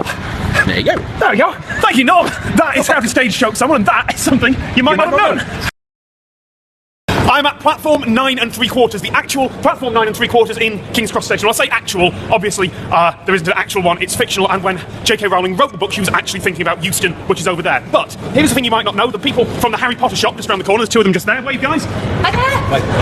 Folks in the Harry Potter shop have put a proper King's Cross luggage trolley here, halved, disappearing into the wall. Lots of people know about this, but what you might not know is that the platform is currently in the wrong place, because over there is platform 8 and over there is platform 9, which means that there should be 8 3/4. This isn't just however the convenient place to put it. King's Cross currently has a platform 0, which means that eventually after they're done with all the redevelopment, platform 0 will get renumbered. It will become platform 1, 1 will become 2, 2 will become 3, 8 will become 9, 9 will become 10, and platform 9 3/4 will finally be in the correct place, and that is something you might not know. I am with Simon Willison, Zeppelin expert. Hello! Simon, tell them something they don't know. So, in 1910, the airship America made the first ever attempt at a cross-Atlantic crossing. And on the way into the airship, one of the engineers scooped up a stray cat who'd been living in the hangar. The cat, they christened the cat Kiddo, put him on the airship and said, this will be great, we'll take him along, he can be the ship's mascot. Kiddo was not keen on this idea at all, kicked up a real stink. And so once they got out of the Atlantic, they transmitted the first ever radio message from an aircraft, and the message was, Roy, come and fetch this goddamn cat.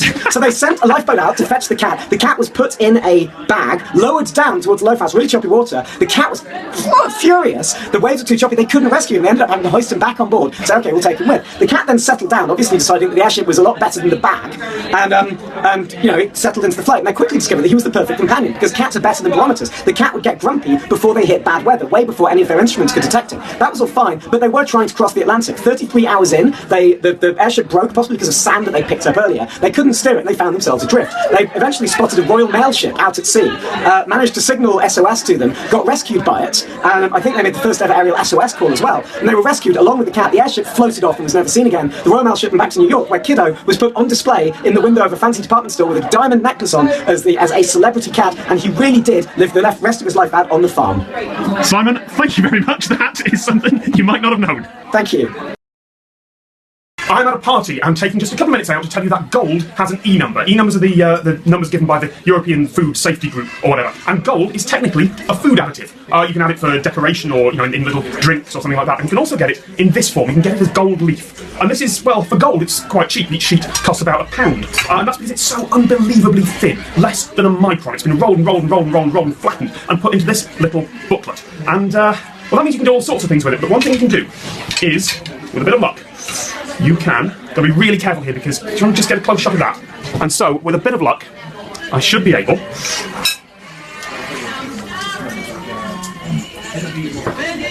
Hello, hi,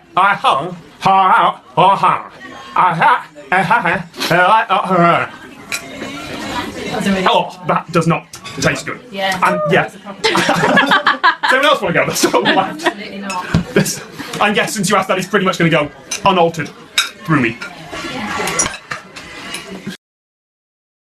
Last week I did a video about pedestrian crossings, and while I don't want this to turn into things you might not know about British pedestrian crossings, well, there is one more thing, and quite a few people got in touch to say I should point it out. There is a secret button or nodule on the bottom of these things, little things you push when you want to cross the road. And what that little secret nodule is a sign for anyone who is blind and deaf, or partially blind and partially deaf, or who is partially blind and at a crossing that does not make a beeping noise when it's safe to cross, which is a surprising amount of crossings, because that little nodule rotates anytime that signal turns green, as we will now see.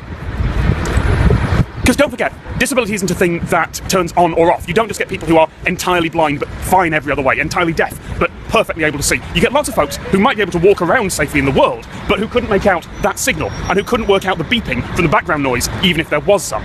So that little nodule means it's safe for a lot of British people to cross the road. That is something you might not have known.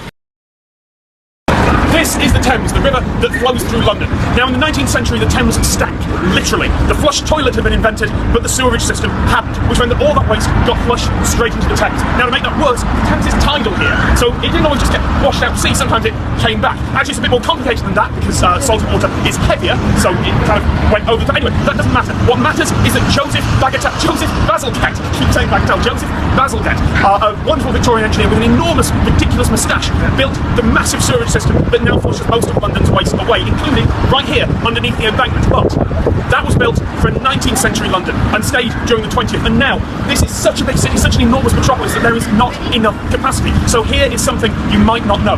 The Thames, to this day, still sometimes has raw sewage pumped into it. After a strong rainstorm, it's been raining for days and there's just too much crap for London to deal with, the Thames gets it instead.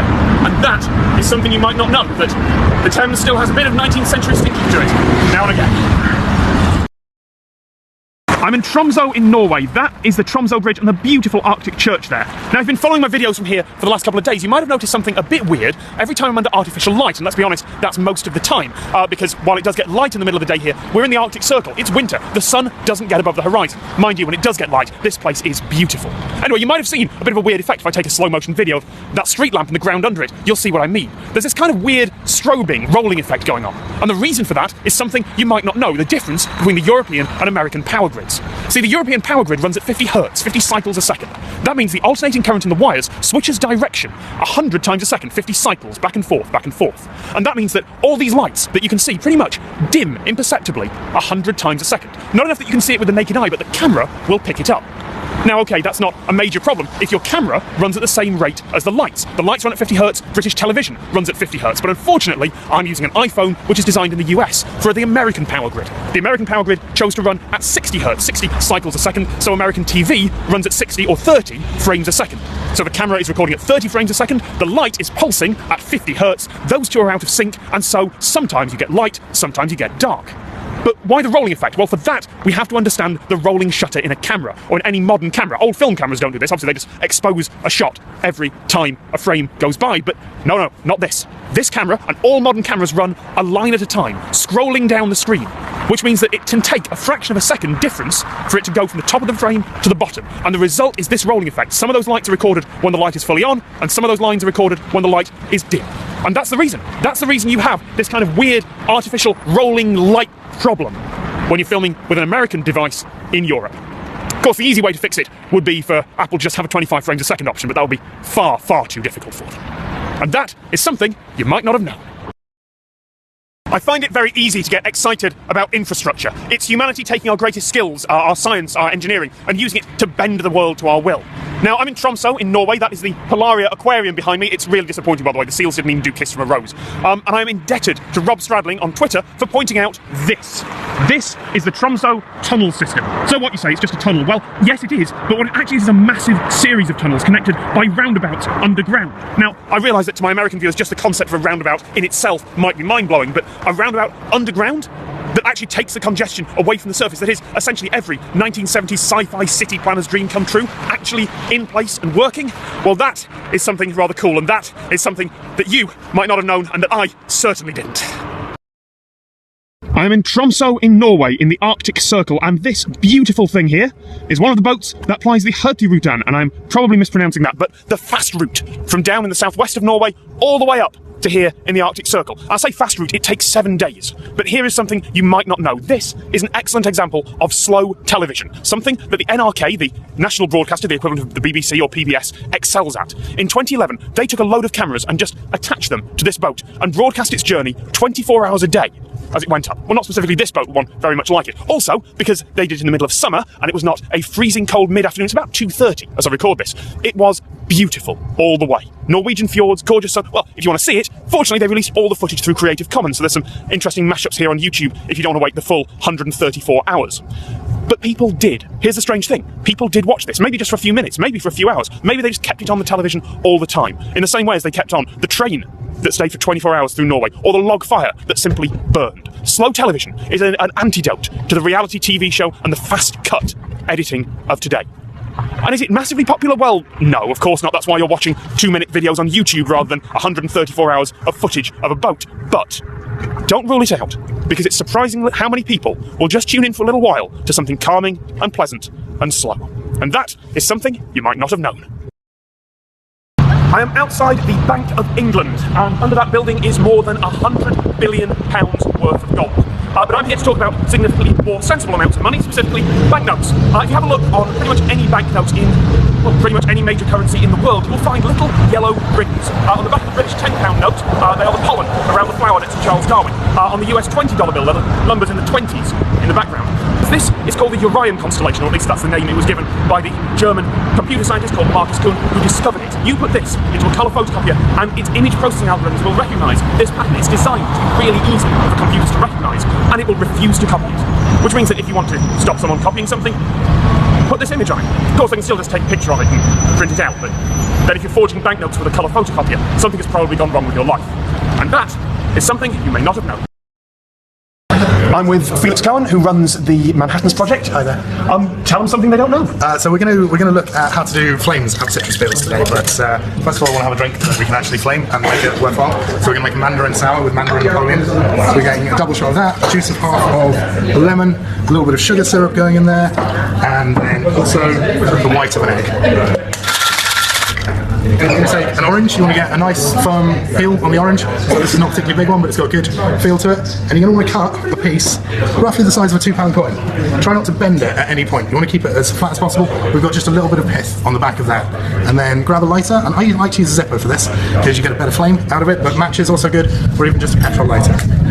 You're going to hold the flame between the orange peel and the glass, and you're going to have the orange peel between first fingers and your thumb, making sure not to bend it. And you just want to warm it up gently here, and that's just breaking open a whole bunch of vessels in the skin of the orange that hold the orange oil, which is what we're going to set on fire. So once you've warmed it, just hold the flame between it and gently pinch, and you'll get a nice flame out of the orange, which is burning the oils and gives the drink a really delicious smell.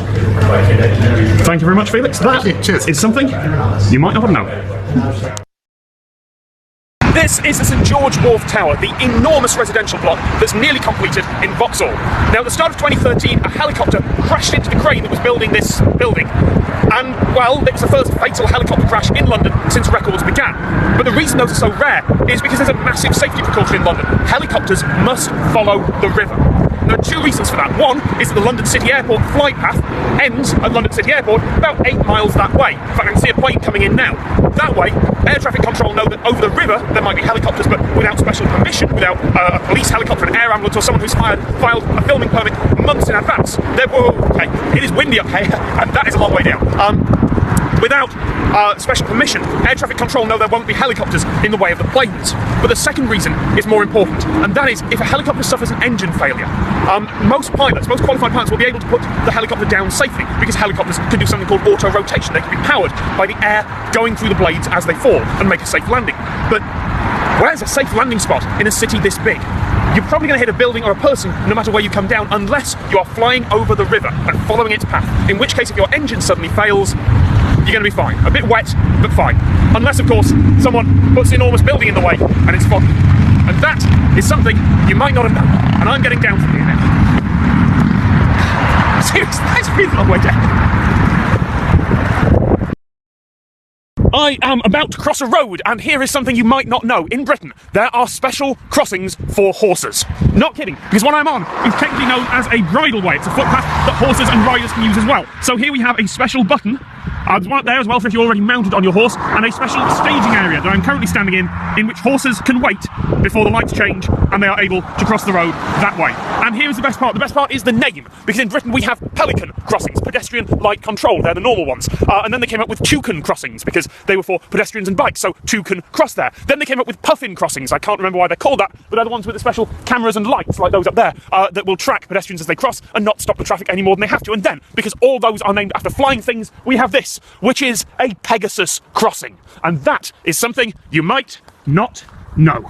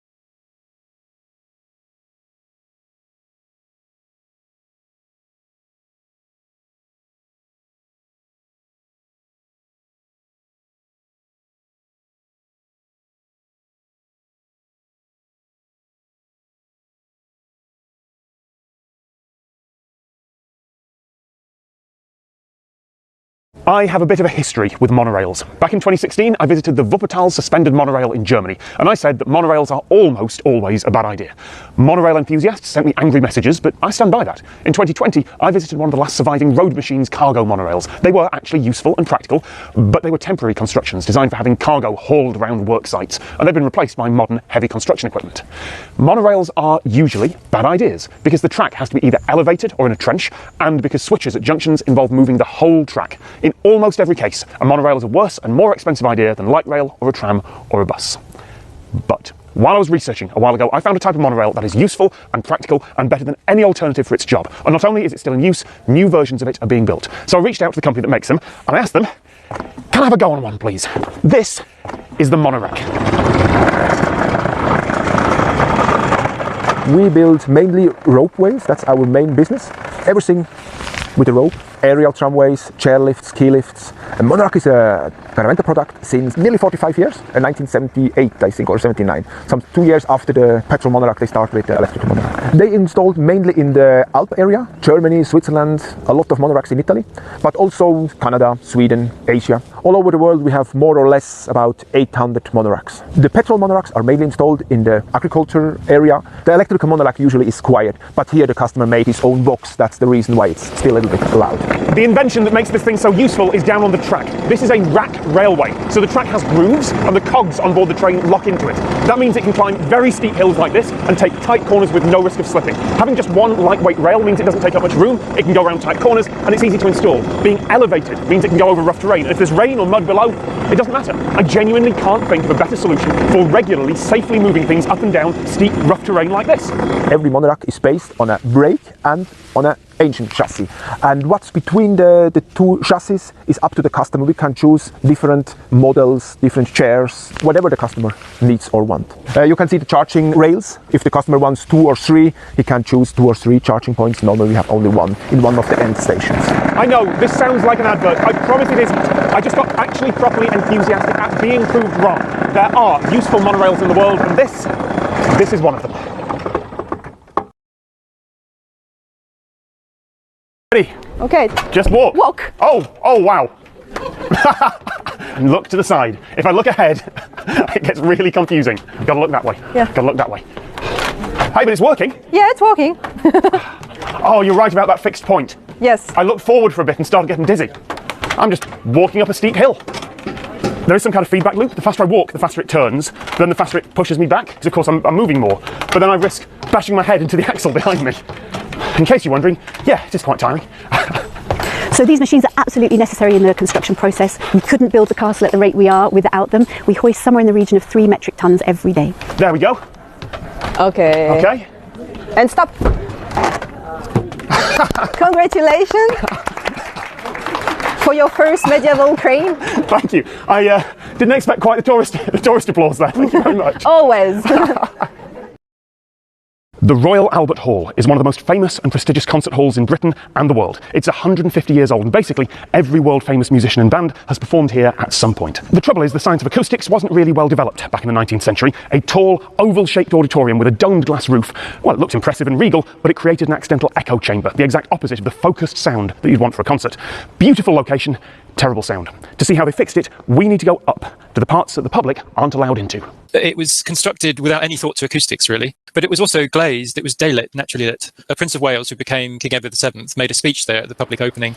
Everyone heard his voice twice. So immediately they had to do something to solve the acoustics, and they installed what's called a calico velarium. It's like a sailcloth hung from the roof. It was partially successful. The inner glazed roof suffered from leakage, broken glass panes as a result of the Second World War, and also daylight really wasn't suitable for a modern hall. The inner glazing of the dome was removed and replaced in 1949 by a aluminium velarium, which is what you see there now. In the late 1960s, the now iconic mushrooms were added to the hall. They are suspended convex diffusers, and they help cut down the echo tremendously. In 2019, the sound system was replaced completely within the hall, and the subjective response, the reaction from audiences has been absolutely tremendous.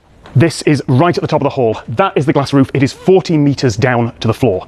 And just through there is an air vent called the Corona, and running across it is a tensioned steel mesh to let the technicians access it. I am assured by the team here that it is fail-safe, and I can walk on it.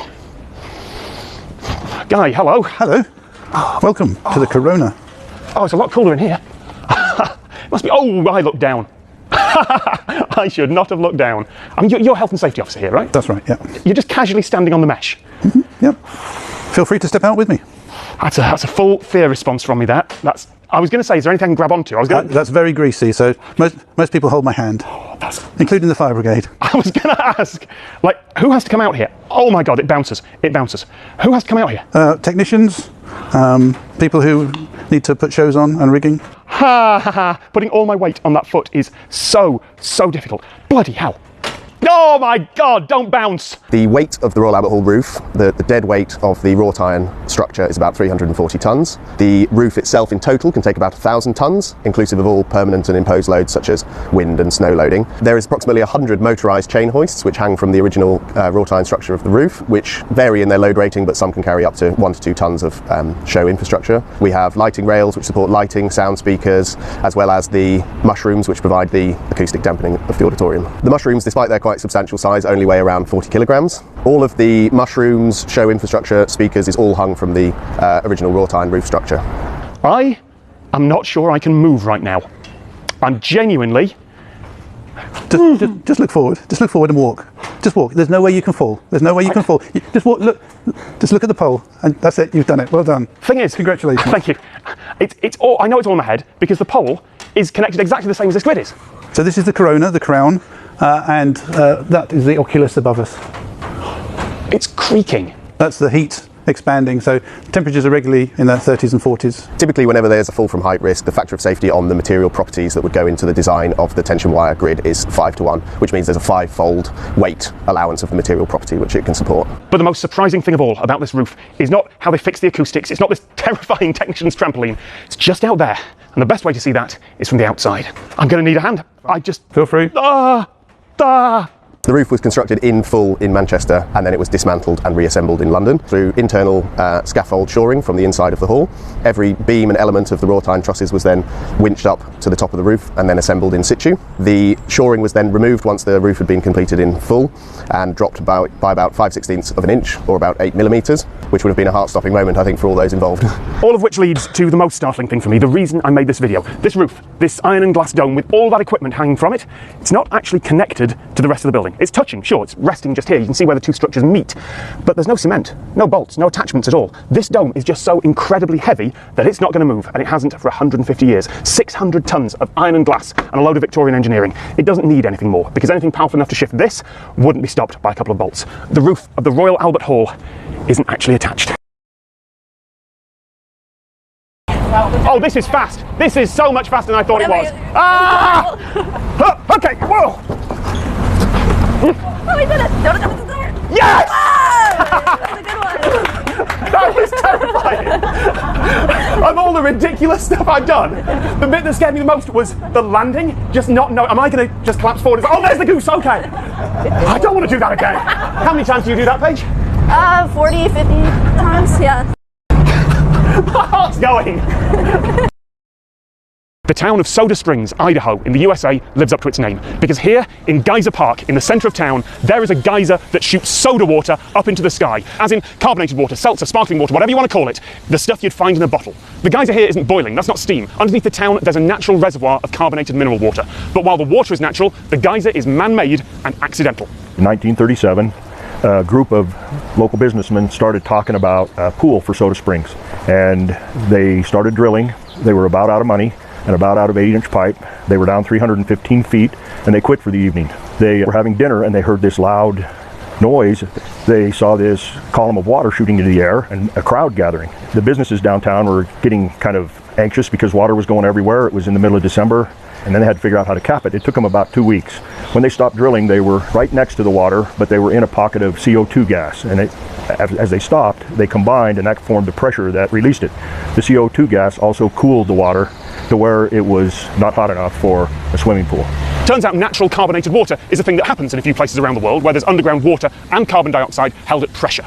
The geyser wasn't a complete surprise. I mean, in the moment it probably was, but the town had already been called Soda Springs for decades because there were natural carbonated springs near here that you could bathe in. The first English language accounts date from the days of the Oregon Trail, which passed through this area, although the springs were used well before European settlers ever got to the area. The pioneers would pick the warm springs out to do laundry, and they would mix their flour to make their bread with the soda springs because they didn't need yeast and their bread would rise. And of the hundreds of springs that were here when the early pioneers came through, there are 5 that I know of left that have soda water.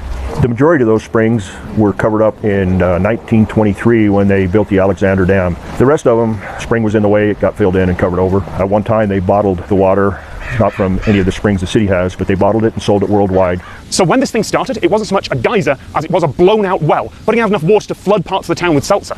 The entire underground reservoir was pushing up through the borehole.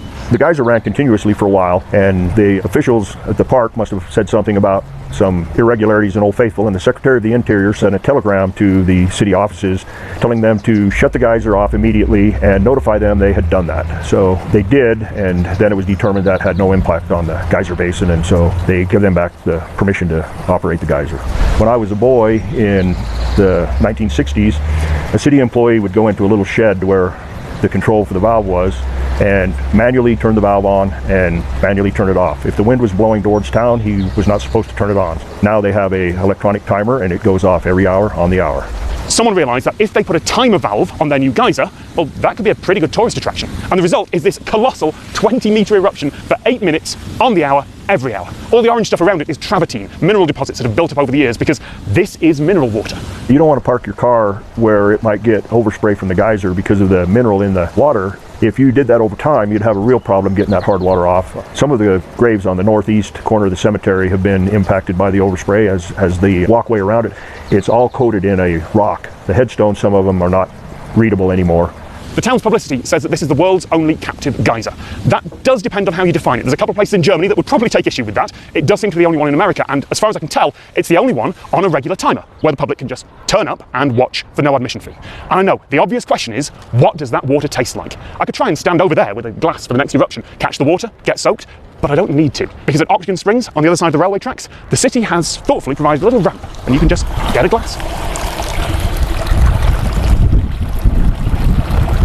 That's really nice. I don't know what I was expecting. That's just nice, lightly carbonated water. It's not too fizzy. I would happily buy that in a bottle.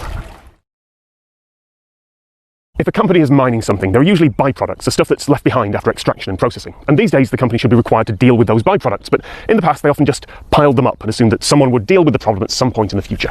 If those byproducts are toxic, that's a problem. But here in Hirschau, in Germany, it's a bit different. Just over there is an open-pit kaolin mine. Kaolin is a really common mineral that's used in the manufacture of a lot of things, everything from pottery to toothpaste. And there is a big pile of mining byproduct here. I'm standing on it. It is 120 meters high, but it's just sand. Regular sand, made of quartz, like what you find in the desert. Quartz sand can be useful in industry. These days, the sand that the mines produce here is sold off, but for decades, there was too much of it, so as it was pretty harmless, the mining companies just piled it up. What do you do with 35 million tonnes of sand in a pile that's dominating the landscape? The answer, of course, is make it a tourist attraction. Welcome to the ski resort and amusement park of Mount